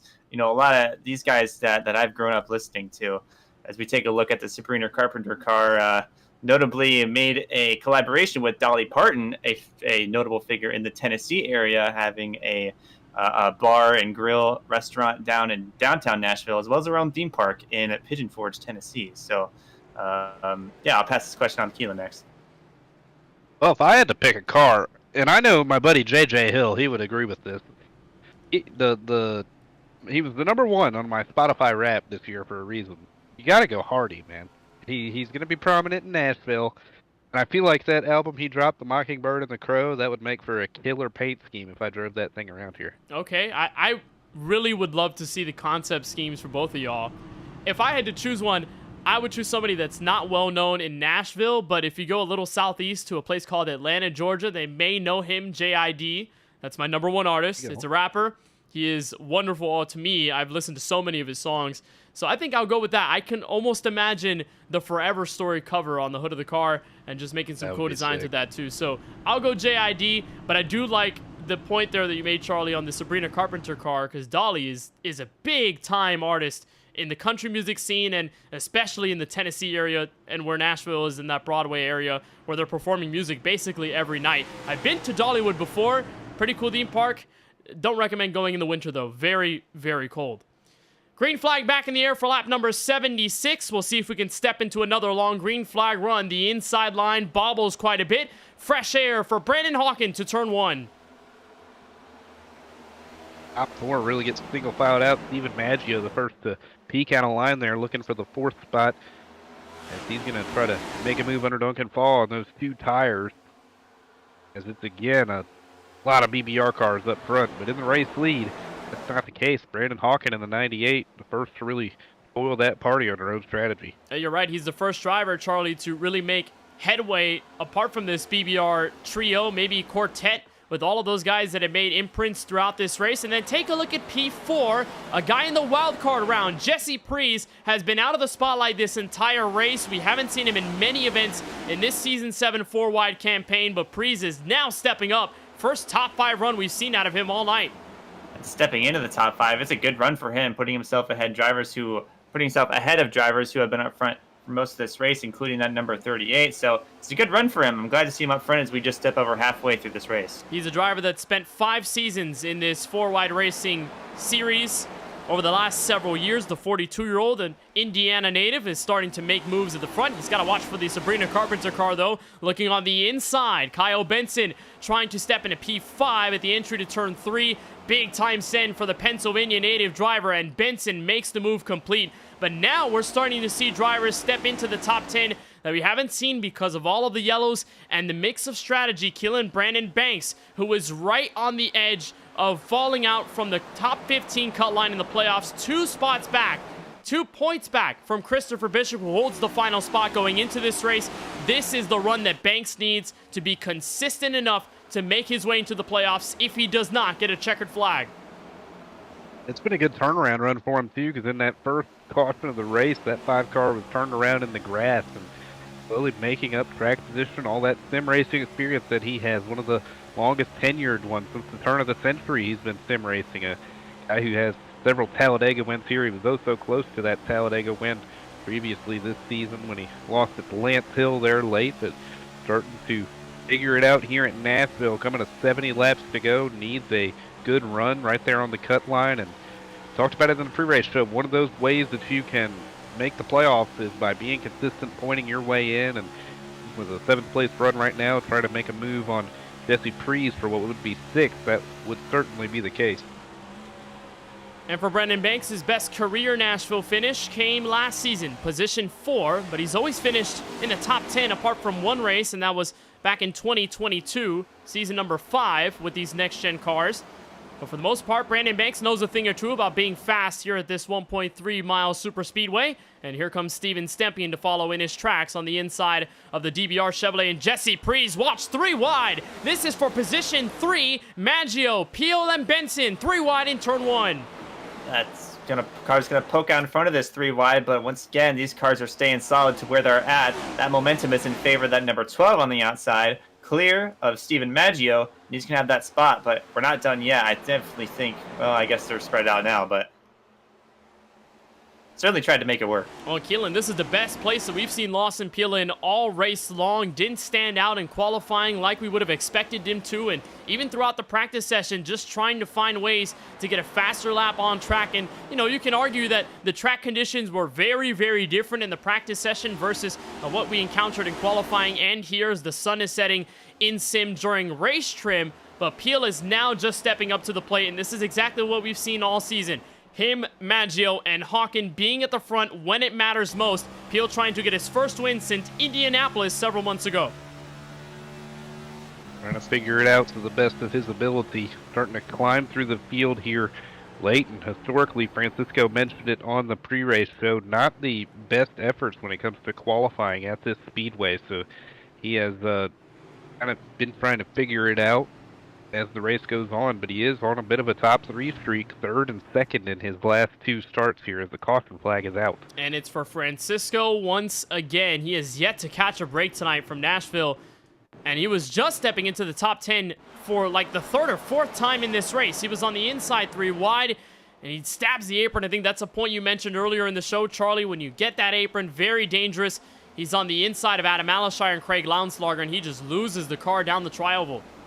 Unfortunately, takes a shot in his right rear there. I was just about to mention how he just climbed into the top 10, and this race was starting to build up. You know, it's almost like he's climbing a mountain and he keeps slipping down. He starts to kind of put something together and then slips down again. And here he was certainly creeping inside the top 10 and unfortunately lost his footing, but this time with a pretty heavy hit. Yeah, that's a big-time hit from Craig Parks, the number 17 Chevrolet that gets into him, and for the first time, I believe it's an incident where Bacalhau wasn't really assisted in his way down there. He had hit the apron, the car was loose the entire corner, and then just in the effort to save it, it's just like Sisyphus, you're pushing that boulder up the hill, and it doesn't end up working out at all. It's in that infinite push. So Bacalhau will once again, in his frustration, be at the back of the field. He's in P30, the final car on the lead lap. He'll take his Toyota down pit road.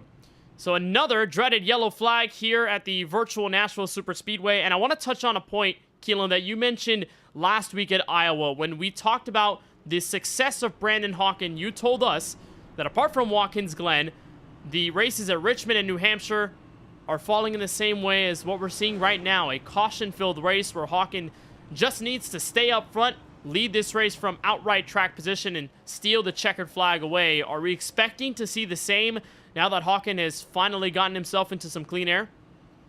I hope not, Kenneth, because we have had some great racing up front from the lead between these BBR cars, Hawken and Scott Healy, and all these guys who have been up racing hard. So I want to see this play out because we saw it last week when the race actually played out in the closing laps between Hawken and Dahari.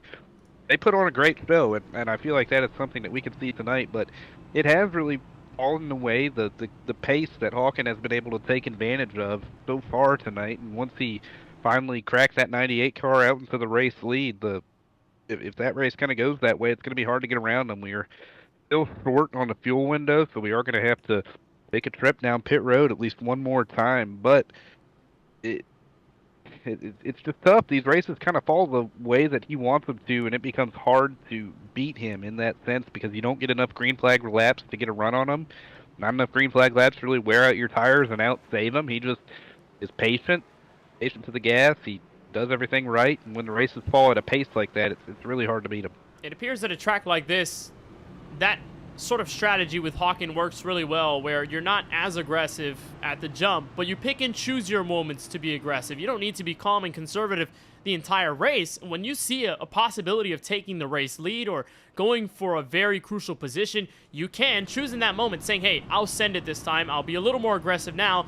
but I won't try to push the threshold of what my car is going to allow me to do over the run. And for Hawken, that's one of the things that makes him so great as a sim racing driver, and what he's trying to do in the real life world. He was just part of the Racing Prodigy series that just had its most recent race of the Homestead Miami Speedway, so he was down here in South Florida a couple weeks back, and he is still racing with that Radical SR cars with the Racing Prodigy camp, and I believe their next race may be in Sebring, but I'm not entirely sure, but they have been racing across the country, and Hawken with 3 race wins this season, trying to get number 4 on his way with lap number 88, this time by facing the field. Jaden Porter is on the inside to react. Steven Maggio and Lawson Peel occupy the second row. Green flag back in the air from Nashville Superspeedway, and the BBR cars remain door-to-door in turn 1 for second place. It was a good jump for the 51 of Maggio on that restart right in behind Hawken. Got him clear of Peel before they even got into the first quarter. And now these guys are going to be racing side by side. Maggio's going to get his teammate clear, kind of throw a block right there, make sure everybody knows that he has that spot.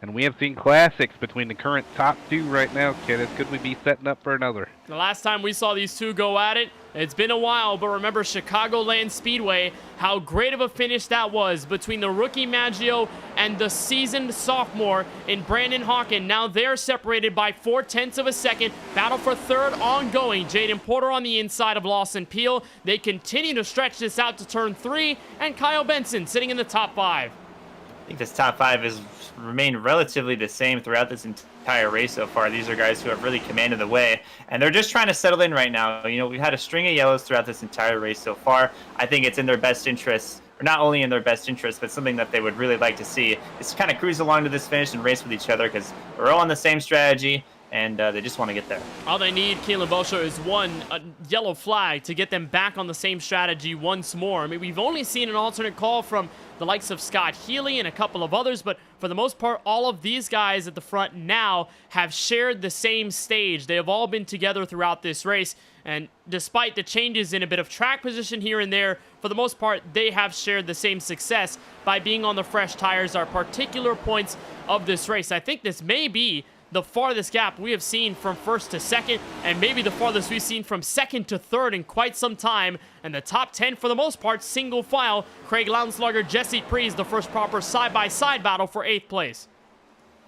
And when we start ticking these green flag laps off, it's going to be easier to kind of tell who has the faster car, because those tires start to wear, and we kind of see how these guys have been racing each other, and that's what we're starting to see up front. Don't look now. Scott Healy on that alternate strategy, starting to carve his way through the field, getting around to 13 right there, and, well, you know, stay side by side with them. I'm going to get some help from that Eric Turk's car of Trevor Haley down the backstretch.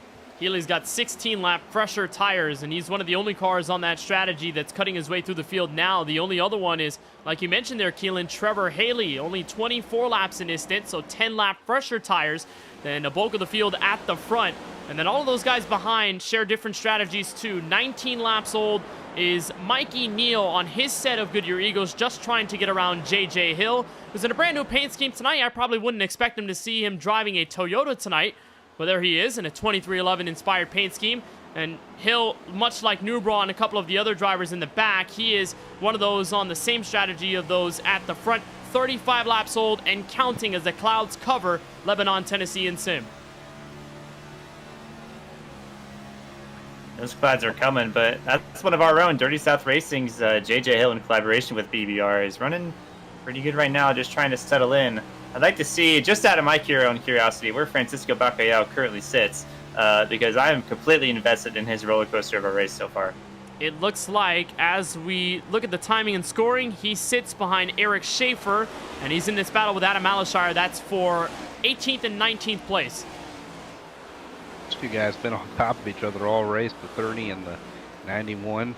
Trying to get that 30 car patched up, as he's going to be in a almost 3-wide battle right there. But yeah, back to J.J. Hill. I'm trying to figure out why he isn't a Toyota, Kenneth, because usually Dirty South Racing, they roll out Chevys, and he's out there in a Jordan Toyota. Never thought I'd see the day where he's running a 2311 car. Kind of in shock.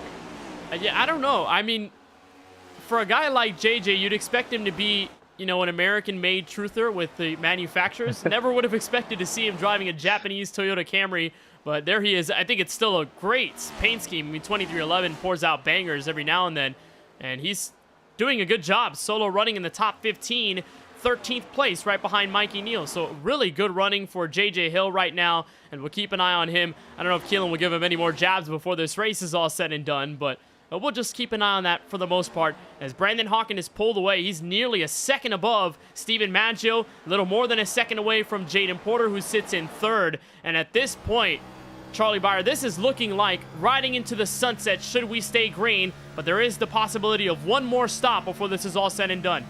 There certainly will be one more stop. The fuel window is 55 to 60 laps, so we're definitely going to see these guys come down for a green flag pit stop. You just heard me knock on wood in case of another yellow. But this is the biggest gap that we've seen for the race lead so far, settling into this run. So Brandon Hawken is certainly happy with the position he's in. And there's a look on the back end of his Chevrolet, the Charlie Byer Photography onboard camera with the Canadian.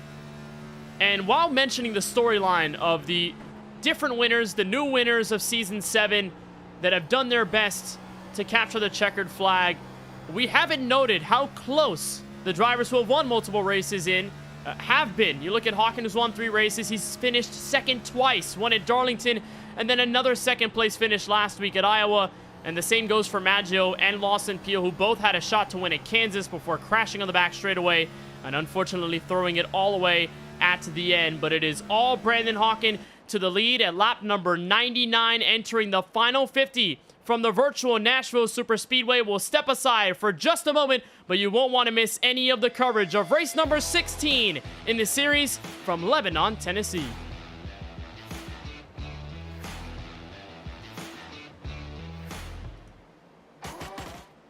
Racing isn't easy, but experiencing it is. iRacing puts you in the driver's seat with the industry's leading sim racing game.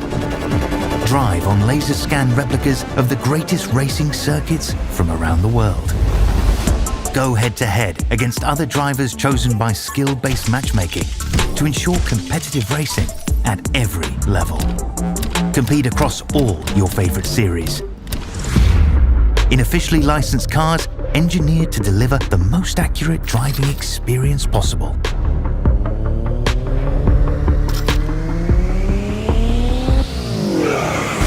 Join a race or host your own with players from across the globe.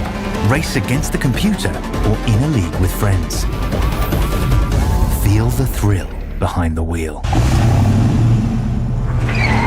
Visit iRacing.com.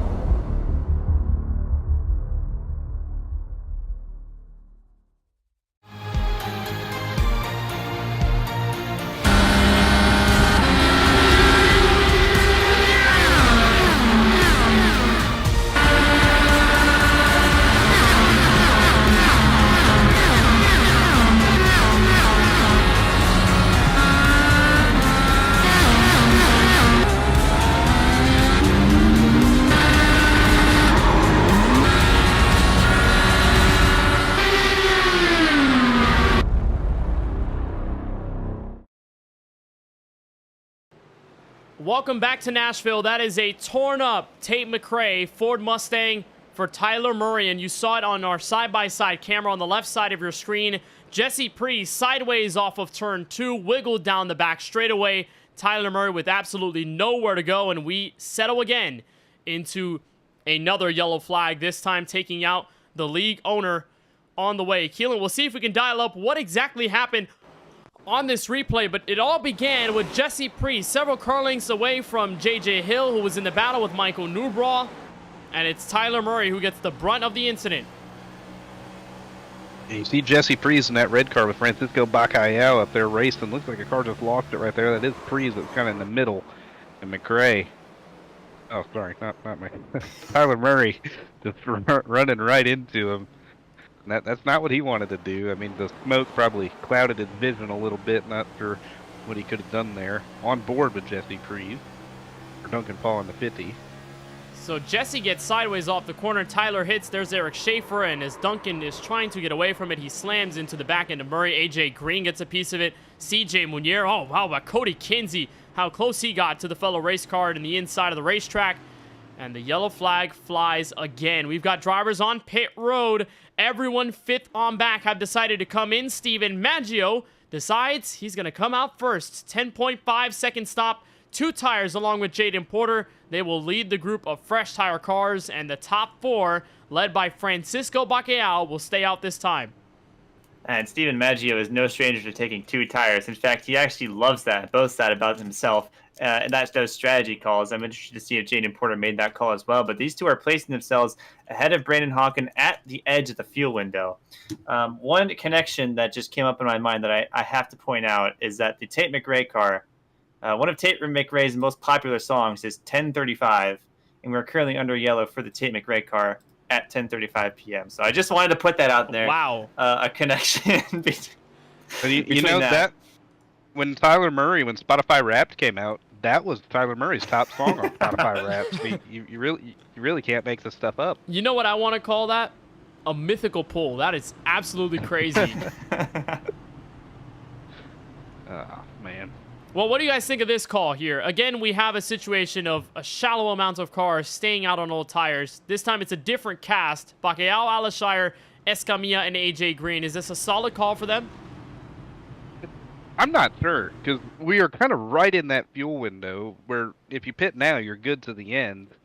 These guys up front, if they pit under the yellow before this, they could stretch it if they get caution laps to work in their favor. So it's all about that. But even if we do get those caution laps, it's going to be hard to hold off those guys on fresh tires. So it's a bold strategy, but if you're not having anything work for you so far this race, why not try to take a stab at it? Well, again, these guys at the front will have the rear view mirror look as Steven Maggio and Jaden Porter will try and catch back up. They have carved through the field several times today for the race lead. It could very well happen again, and you've got 2 of the best Nashville racers at the back end of about row number 5, Lawson Peel and Kyle Benson. Green flag waves. Francisco Bacalhau leads lap number 191 in his career at this speedway. Adam Alashire tries to stay put in front of Juan Escamilla for 2nd place, and now it's all about whether Maggio and Porter make work of them here or there, or later. Alashire split up the racetrack a lot right there, and it opened up the door for those BBR cars. And there goes Maggio under Juan Escamilla, trying to get around them all 4, and he's quickly going to limit it down to just 1 car out the windshield in front of him. Porter making a move on Escamilla in the 41. Be side by side, those cars on 2 tires. This is probably exactly what they wanted to see. They wanted to make as much ground as they could as Alashire with a big slide in 1 and 2 saves it through the center of the corner, and it looks like the field is going to get around him successfully. He had a really big slide there, entering turn 1, does a really good job saving it. What a lovely save by Alashire. We stay green, and the fresh tire cars are having absolutely no problem at getting their way through the main pack. They got through Juan Escamilla, and of course Alashire got put wide, 3 wide, which sent him up the racetrack sliding. And now there's only 1 driver left to beat, KBueno Racing. 3 of them in the top 5, and here they are, 1, 2, and 3 at the exit of turn 2. Flying those colors. Francisco Bacalhau is currently in a great spot right now, and I can definitely see him letting these 2 other BBR cars by and potentially doing a bit of work for them to keep the cars behind after. But for now, he's in a great spot right now, leading this race, and wow, what an up and down race for him. It's finally reaching a peak here on lap 109. He has been everywhere in this field, literally throughout all of the crashes and all of the comebacks through the group, and here he is leading laps. But he's got his teammates in heavy pursuit right behind, and it's more about whether they relinquish a move or whether Francisco will stay put. Here comes Maggio, the attempt to the inside. Bacalhau will give him proper defense, but he slides through the bump. Here comes Maggio down low. Bacalhau's in the outside wall, and Maggio takes the race lead. And now Porter may be trying to take a look for that race lead. He's going to hold tight right now. Hawkins stays on the back bumper of Porter, not going to let Bacalhau play any defense right there. We ride along with the Charlie Bayer photography on board. Porter takes a look with the clean air, probably Brock and Hawkins behind him. Down into 3, they're going to be side by side for that 2nd position. 2 versus 4 tires. It's going to be tough for the 28. We haven't seen it be a big problem as Porter just sent the door shut to Hawkins, nearly sent Hawkins into the outside wall, but here comes the Canadian for a 2nd breath at it in turn 1. He'll try the middle lane, which has been so successful for him all race long on the fresh tires or not. And they're all creeping up to the race leader, Steven Maggio, who's seeing deja vu, hasn't been able to get out by at least a car length or more in the race lead. It's the kind of defense you're going to need, not only with the tire difference, but from a driver who put seconds over second place on this last green flag run. But Brandon Hawkins up to second. Steven Maggio is going all the way down, using all the racetrack he can to make the shortest way around this place to try to play that proper defense against that number 98. And Bacalhau on the old tires, he's fallen back to 6th. He'll try and stalemate where he's at. Kyle Benson is sitting 7th. With a possible chance of taking away that spot, and Brandon Hawkins is there. He is closed in significantly. The last time by, 0.03 of a second faster than Maggio. Cross to the start-finish line. We're down to lap 113 at the stripe, and now it's all about the battle between Hawkins and Maggio, and what Porter can do if he's saving his stuff early in this run, Keelan. If he is saving his stuff, he may have a charge here if this race goes green.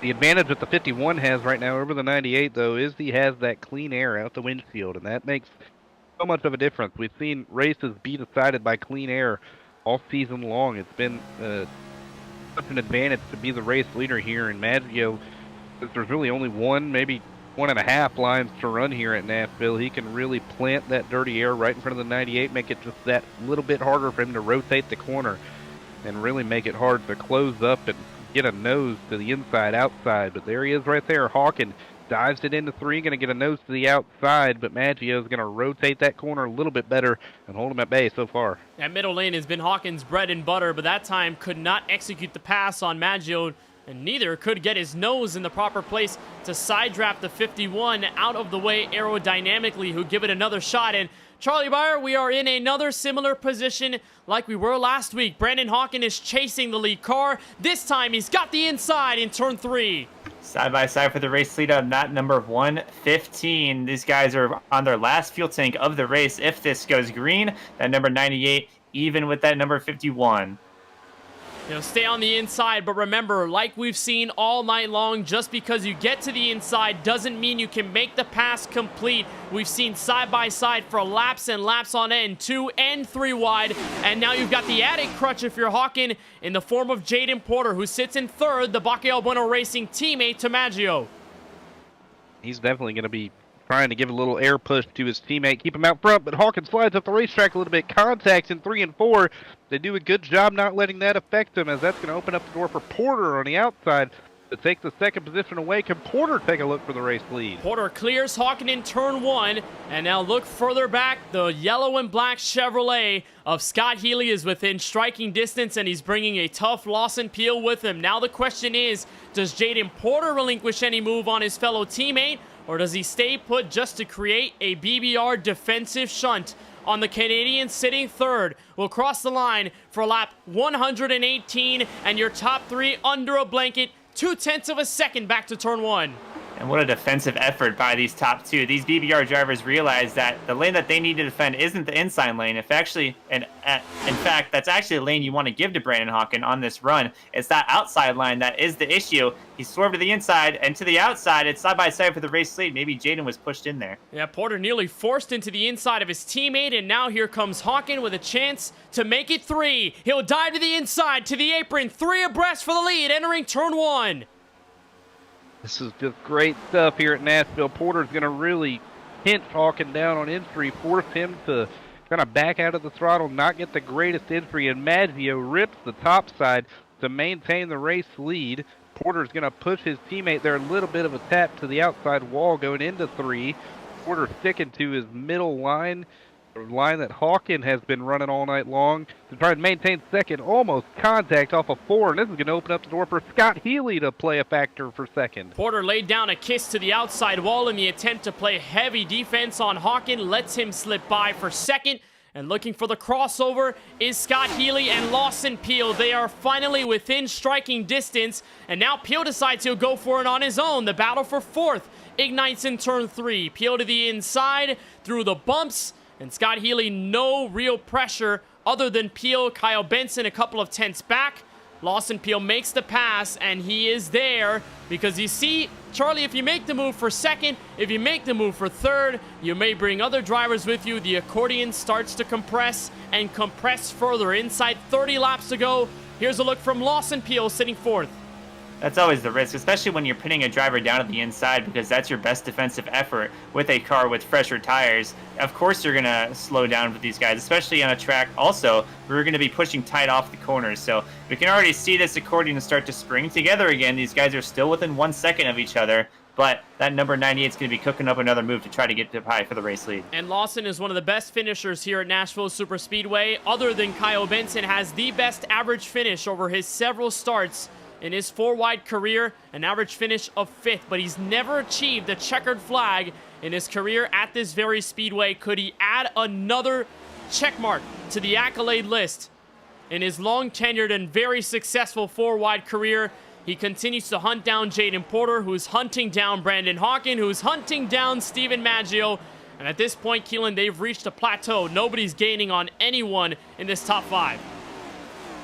We've kind of reached that point in the run where the tires start to even out, and that 2-tire difference is not as much of a handicap as it once was when we started this run. The more they run laps, the more those left sides are going to even out, and it's going to be less of an advantage, and it's just going to come down to mano-y-mano.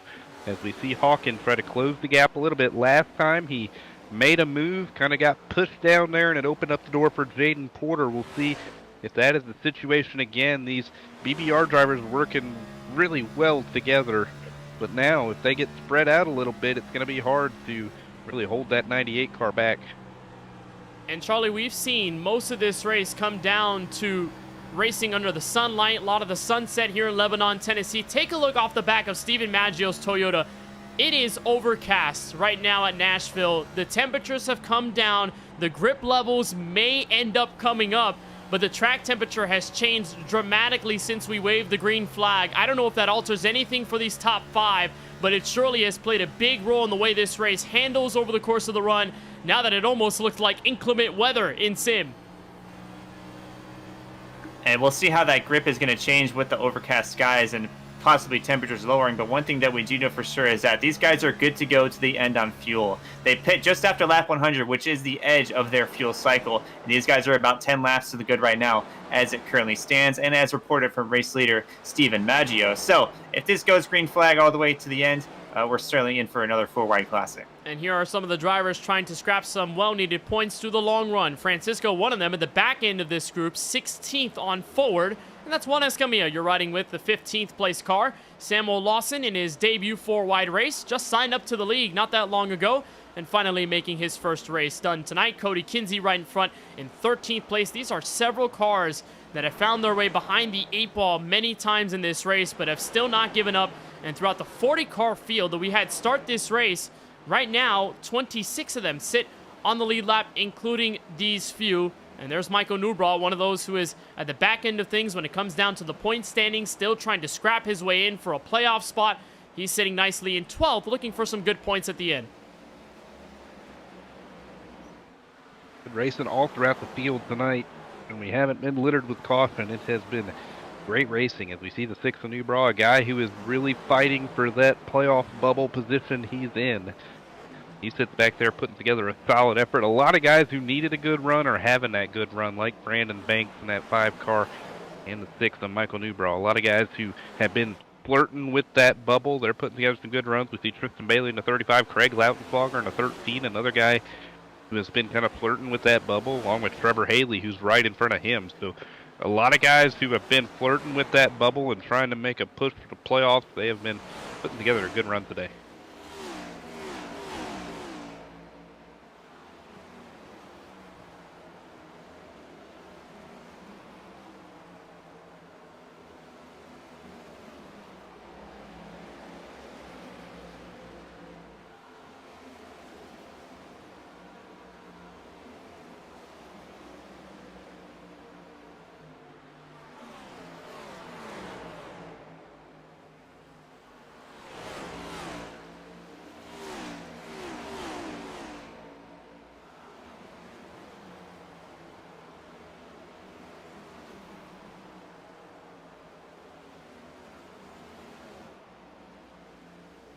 with a look from Lounslogger's Ford Mustang in the fight with Tristan Bailey, we've seen him do well over the course of the season, still trying to find that magical golden ticket into the playoffs. We've seen him in the Championship 5 several times, and inside 20 laps to go, might be in for some more points inside the top 9. Here's another look at your top 4 as it stands. Maggio ahead by 0.3 of a second. Hawkins sitting P2, then Jaden Porter back by a car length. Scott Healy back by another car length behind Porter. And Lawson Peel, the Exalta Chevrolet, had some aggression early in this run. Lots of prowess, but somehow fell down a little bit. Remains in 5th with Kyle Benson, the Sabrina Carpenter machine, right behind. So this is a really pivotal part of the run, Charlie, because we really haven't seen, for the most part, a long green flag run where the tires matter. And now that you mentioned the fuel not being a big concern for everyone in this field, it's all down to tire saving. Tire saving, and you also can't help but think about clean air, especially deep into this run. When these tires are less maneuverable, they start to push a little bit tight. You've really emphasized the importance of clean air, and that was a big emphasis on Steven Maggio because he needed to stay out in front as we get into the later stage of this run and this race, because it brings an element of aero blocking that wasn't existent nearly as prominently when you begin a run on fresh tires. So I think he's in a great spot. He's also got a teammate behind Brandon Hawkins at number 98. It's all down to Brandon Hawkins to try to find some fresh air or some maneuverability to get back up and challenge for this race lead. And the lights are coming on here in Lebanon, Tennessee. I don't think I've ever seen this before, Keelan. This almost downpour-looking weather that's hovering over this virtual Nashville Superspeedway. You see the lights there on the back end of Maggio's camera shot. And it looks like it's going to rain, but it's not going to rain in sim. And this may be the closest thing to that foggy race that we had at Auto Club Speedway to kick off Season 4. It was really insane to see what exactly happened there. And here comes Porter inside for second. Making another challenge. We see Hawkins kind of falling off as this green run comes together, and Porter kind of coming to life. Scott Healy and try to open the door in that 64. Porter going to take that second position away, and now his eyes are going to be set on his teammate as we close to the last 15 laps of this race. It's going to be a tight battle if he can get up there. So now Hawkins falls back. Jaden Porter in prime position. And with 15 laps to go at the start-finish line, KBueno Racing can control their destiny. Scott Healy still has a chance to put himself on the podium for yet another time this season. He's been so consistent. Even though he hasn't been able to win all that much this year, it's been wonderful to see his resurgence in this series and his method to come back to life. The Season 2 champ doing a wonderful job placing his race car in the right position for this exact moment. And remember back at Kansas, he wasn't in a position to win until Steven Maggio and Lawson Peel collided off the exit of turn 4 in the fight for the top spot. And Healy said, all right, I'll just head out and take away this race win easily. And that was all she wrote. At America's Heartland, this time it's much tougher unless a caution comes out inside 10 laps to go. And for the first time, we've got lap traffic up the road. That's Craig Parks in front of Maggio. Yeah, and you mentioned that Kansas race. I mean, luck is when preparation meets opportunity, right? And it can't be understated, the races that people from second on back have had. Brandon Hawkins, Scott Healy have continually put themselves in a really good spot, in a really good, consistent position during this race, and ready to take advantage of an opportunity like a late race yellow or anything that can happen that would put Steven Maggio and Jaden Porter in an even bigger defensive position as they were before. So I think it's been a really consistent race for drivers like that, including Kyle Benson as well. So not much going on across the speedway. Everyone in their own lane. First proper battle, maybe around 16th on back. This is Juan Escamilla playing defense on Eric Schaefer. And Schaefer's forcing his way down there, looking to the inside.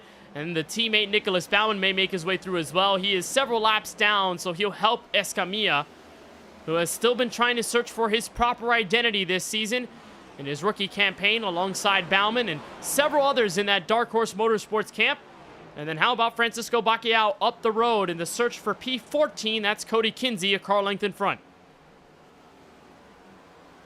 Wish we could pull up one of those graphics that they pull up on the NASCAR broadcast, Kenneth, where we can see that graph of how up and down his day has been. That 30 car has been here, there, and everywhere on the racetrack, currently sitting right in the middle of the pack in 15th. He was ran into in the rear end, had some damage, spun out really early. He's even led some laps today, so that 30 car has been everywhere and trying to cap it off on a good note, we saw that he was pretty frustrated earlier, so he is driving that thing mad. Well, there isn't a graphic to show a clear chart of Francisco's moving through the field, but this is probably the closest that we're going to get. At his 6 laps led, he started 13th in this race. He led because he stayed out on old tires, and he's been as low as 36th. That is 4 spots away from being dead last out of the 40-car field that took the green flag tonight. So, I mean, regardless, this is a Herculean effort for Francisco Bacalhau, given all the bad luck he suffered tonight. A top 15 run may be all that he asked for. A little bit of a scare, though, out of turn 2. And the inside of Cody Kinsey just wobbled up there, and he'll let Eric Schaefer by. Another tap to the apron may not be for good measure. Bacalhau will let the Busch Light Chevrolet by, and Bacalhau will take a trip down pit road, maybe sliding. He saves the race car, locks it up in enough time before the inside wall. But it has not been a night to remember for the Hialeah native. And he'll bring it down pit road. Came down, got his last pit stop with 4 fresh and a full tank of fuel over 50 laps ago. So it's definitely warranted, and that staying out up front was going to cost him another trip down pit road. But see, Brandon Hawken is now currently outside of where he was and currently battling with the Sabrina Carpenter mobile. And we did see Lawson Peel earlier on in this top 5 make steps forward, but all of a sudden the stairs have collapsed on him. Peel has fallen back to P6, and he's about a 2.5 seconds away from Hawken, who just fell down into 5th, and Lawson is going to lose another spot, this time to Mikey Neal in the 88 Chevrolet, the Michael Jackson tribute car. And so Peel has desperately fallen off over this tire run, even as the track has continued to change. And even stepping through lap traffic, it has not been as big of a factor for the drivers on the podium. Scott Healy has moved forward, while Jaden Porter and Steven Maggio have kept where they're at. They just got around another BBR car, that is Duncan Fall, that orange and black Chevrolet in the distance behind Healy's car.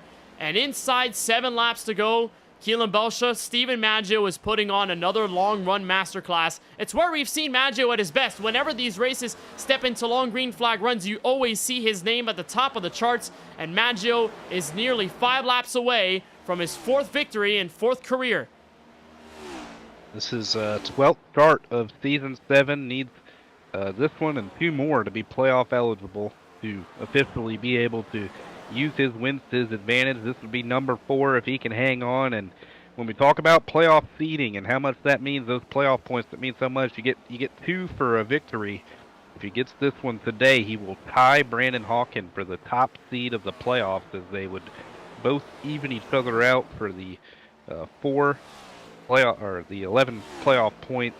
With how he got the pole today as well, they would tie each other right at the top of the board in the playoff seeding. Those playoff points, we see how much they matter. It gives you an advantage going into these rounds. It can allow you to make mistakes early in the playoffs. You don't want to make them too often, but those playoff points, they are very important. And he got the pole, and if he can get a win, tie himself for that 1 seed, it's going to be important. And Maggio can finally break this tie that he's had with Lawson and Brandon the entire season, it feels like. They all got 3 wins in the span of about 9 or so races. It was all 3 of them getting race W's, and then they sort of fell off with all the new winners that came by over the last month and a half.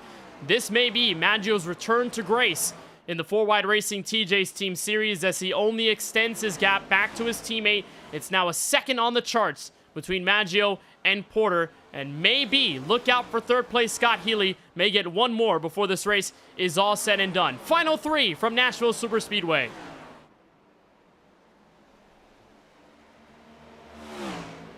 And Charlie Beyer, how impressive has Steven Maggio been tonight?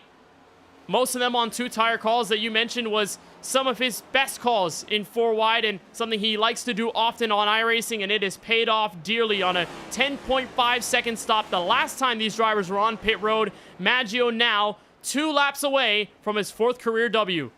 Yeah, I'm sure these top 2 are very pleased, especially coming off of that restart, making that 2 tire call, and with a very, very solid defensive effort to hang out in front until those tires equalized, and was able to keep it, take advantage of that dirty air, and, well, clean air in Steven Maggio's case, but able to put together an end of a race that will likely end in a victory, barring 1 more lap around the racetrack. They're getting around the lap car. Eric Stewart. Scott Healy is trying to find his way through. Healy on the precipice of getting his 4th podium here in season number 7. White flag flies from the virtual Nashville Superspeedway.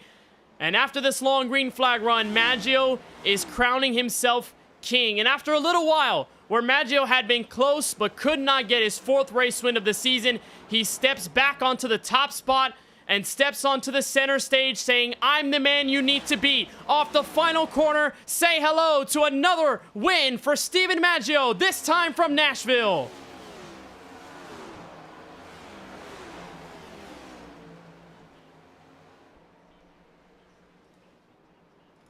And BBR, they're just going to continue their dominance at this super speedway with a 1-2 finish. A 5th straight win at this racetrack. It has been all about that team. Whatever they have figured out here at Nashville, they have done so very well. Stephen Maggio going to break that tie. There you see his 2 other competitors that were tied with him, with Beal and Hawkins. He's going to put himself up there, getting congratulations from everybody.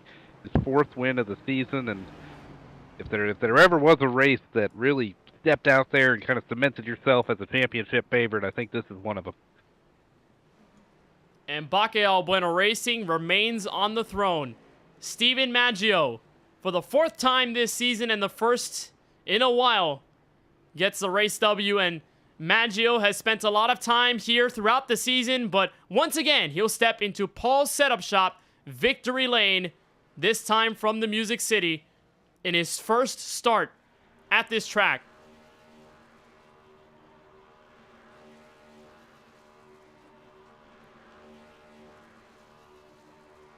Jaden Porter, who's been so successful at this Nashville Superspeedway, elevates his average finish as he finishes 2nd. Scott Healy grabs his 4th top 3 finish of the evening, or of the season, with his 3rd this evening.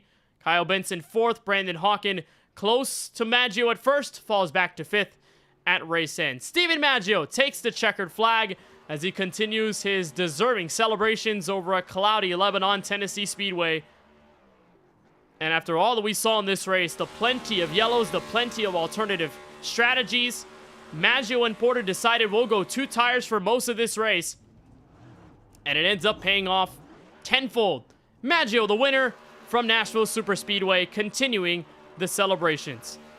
We'll get a touch with our top 3 later on in tonight's show, but for now, let's get a look at our full unofficial results from Nashville at the end of 150 laps in a little under 200 miles. Stephen Maggio gets the win, 4th career and 4th of the season. Now will be the leader in the playoff standings after tonight. Jaden Porter gets another solid run this evening. It's 2nd here at Nashville. Scott Healy ends up in 3rd place. The Sabrina Carpenter machine gets a pretty good award in P4 with Kyle Benson behind the wheel. Brandon Hawkins sits in 5th. Mikey Neal with another solid race. He ends up positioned 6th. Lawson Peel had a strong race car at the beginning of the green flag run. Fell off quite a bit later on. He ends up 7th. Craig Lautenslager is 8th place. Tristan Bailey is 9th. And Brandon Banks, Keelan Belcher rounds out the top 10. Back in the 11th position was Trevor Haley, a guy who entered on the playoff cut line. Really needed a good run. He has a good run himself. Samuel Lawson, in his first career start, finishes back there in 12th. Michael Newbraw, another guy kind of by that playoff cut line, finishes in 13th. Eric Schaefer, who led some laps a little bit earlier, in 14th. Cody Kinsey, who was on that alternate strategy that we were watching throughout the race, back in 15th. Christopher Bishop from Murray Reed Motorsports in 16th. AJ Hill in the 54 machine puts together a solid 17th place finish on the lead lap. And Zachary Hill in his 2nd start rounds out a little Hill duo right there, finishing in 18th. Eric Stewart back in 19th. That's some trouble earlier. And BBR's Duncan Fall rounds out the top 20.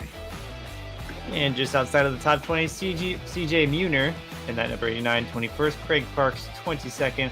Juan Escamilla and Francisco Bacayel round up the cars at least only 1 lap down. Timothy Cook, 2 laps down in 25th. Daniel Moore, 26th. Jesse Priest, Adam Alashire, Brandon Gillis, AJ Green over 10 laps down and back from 27th to 30th.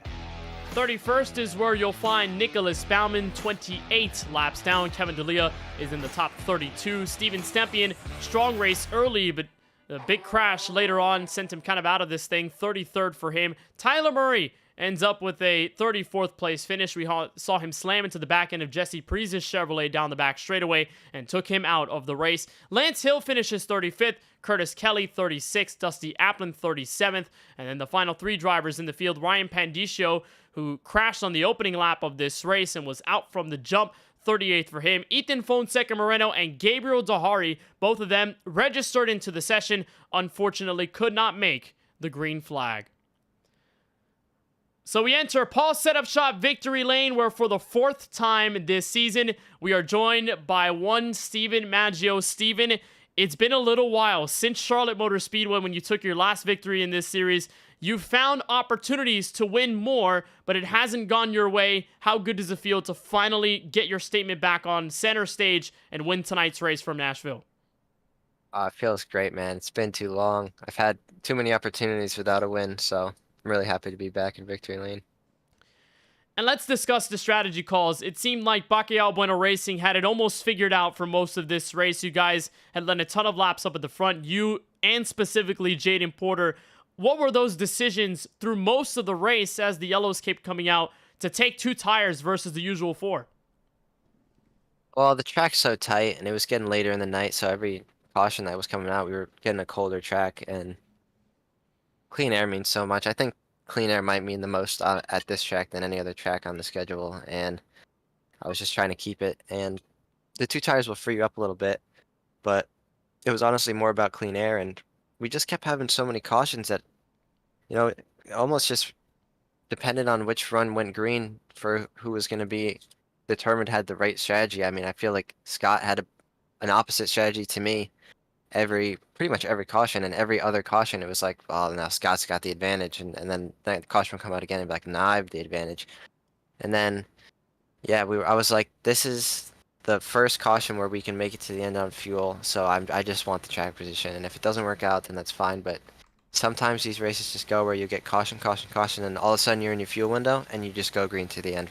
I don't know why. I don't know if people just think it's the opposite of what I would think. I would think you'd be more aggressive at the end, but sometimes it just works out that way. And with a race in this fashion that, for the most part, was spent under yellow, but right at the end, the clouds separated. Figuratively, they didn't literally, they just covered the speedway through the end, but you found a lot of green flag racing there, and it was back at that point where it was you versus Brandon Hawken, Jaden Porter, Scott Healy, all those guys around you. What were you thinking mentally at that point? Was it sort of deja vu when you were seeing Brandon Hawken there in the rearview mirror trying to catch up? I don't know if I would say it was deja vu, but I would say that I mean, it was a familiar face, so I kind of had a little bit of experience of that. I mean, from Chicagoland. But really, I kept thinking back to Charlotte, because there was one run at Charlotte where he hounded me for the first maybe 15 laps. And I mean, like, pushed hard, was driving, and then he gets to the center of the corner, he just washed up the track. And I just kept that in the back of my mind, and I was like, I'm just going to manage this gap, because I don't want to kill my own stuff. But obviously I need to stay ahead of him. But if he stays close enough, he's just going to be in such dirty air. And then there was one turn where he drove it in really hard and washed up, and I was like, he's killing his stuff, I just got to manage it.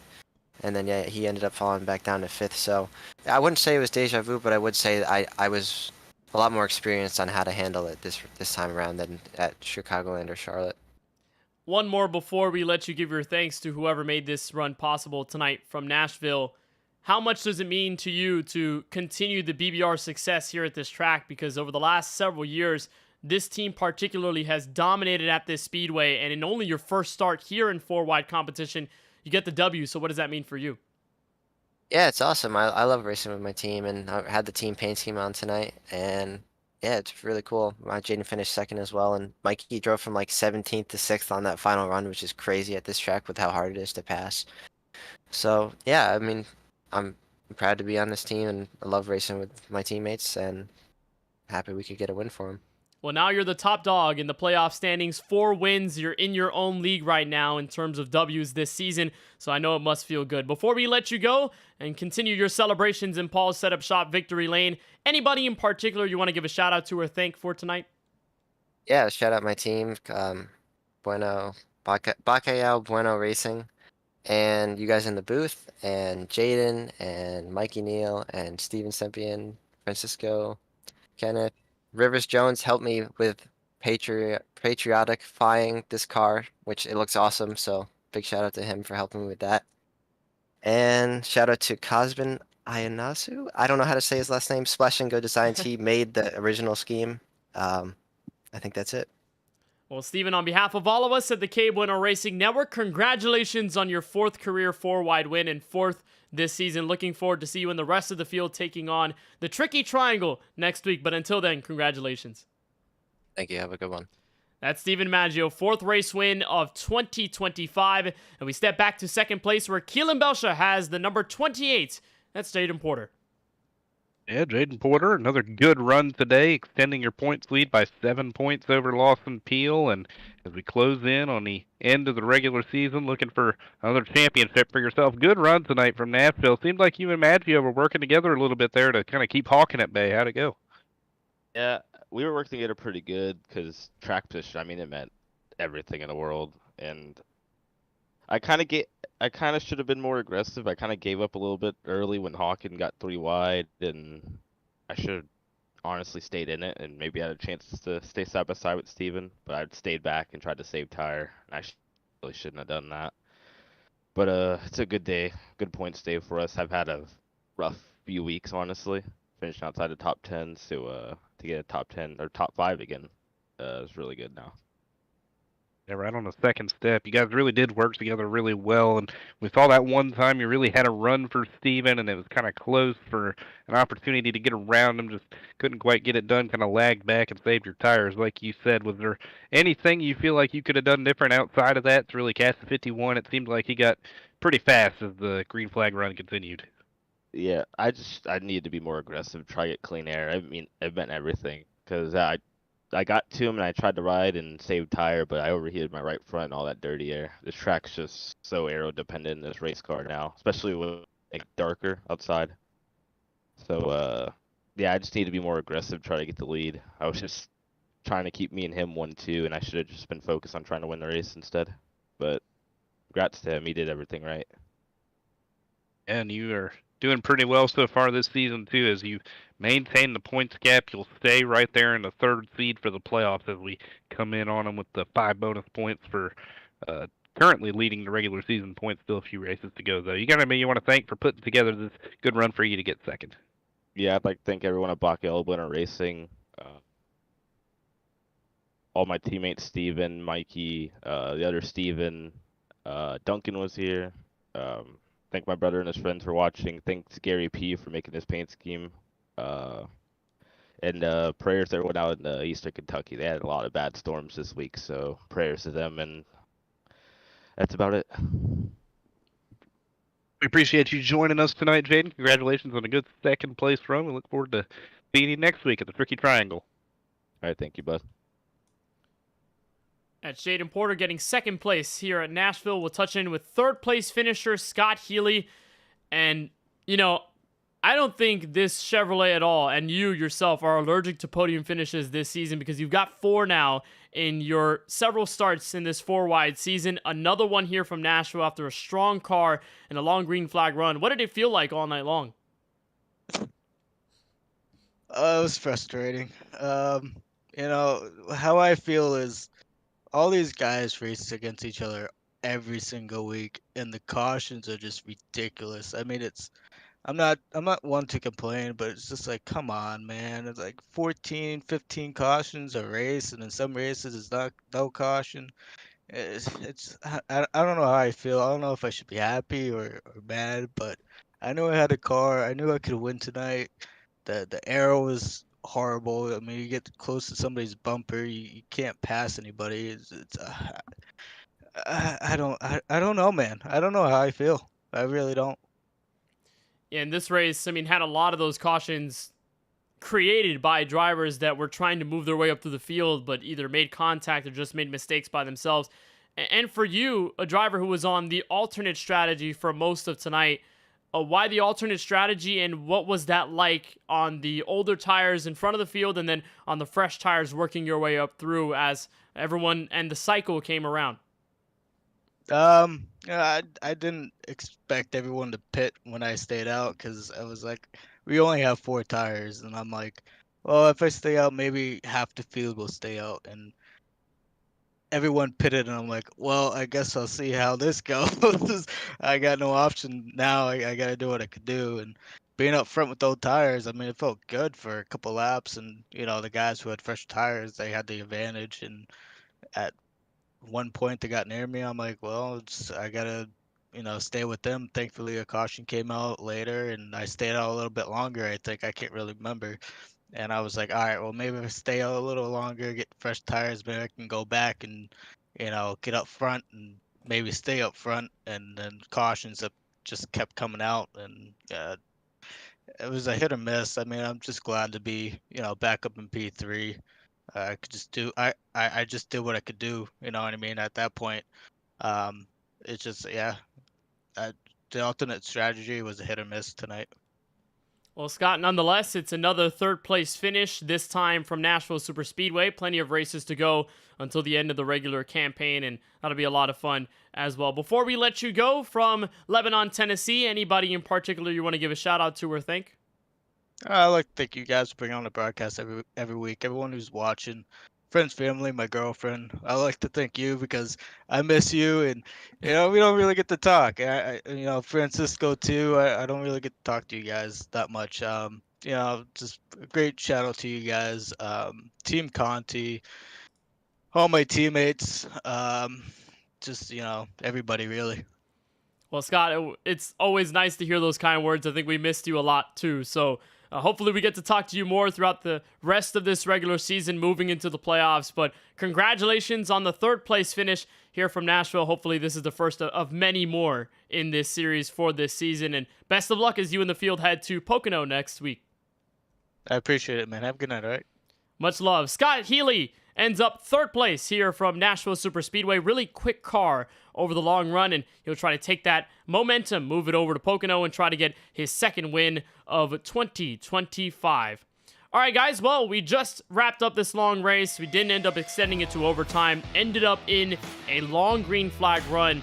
And for a while, we almost thought guys like Steven Maggio, Lawson Peel, Brandon Hawken, they wouldn't be able to win again after the slump they had encountered over the last month or so. Steven Maggio and KBueno Racing once again showed that they are still kings of this Nashville Superspeedway. One, Keelan, but secondly, that Maggio is not here to play around, and tonight is a huge statement win.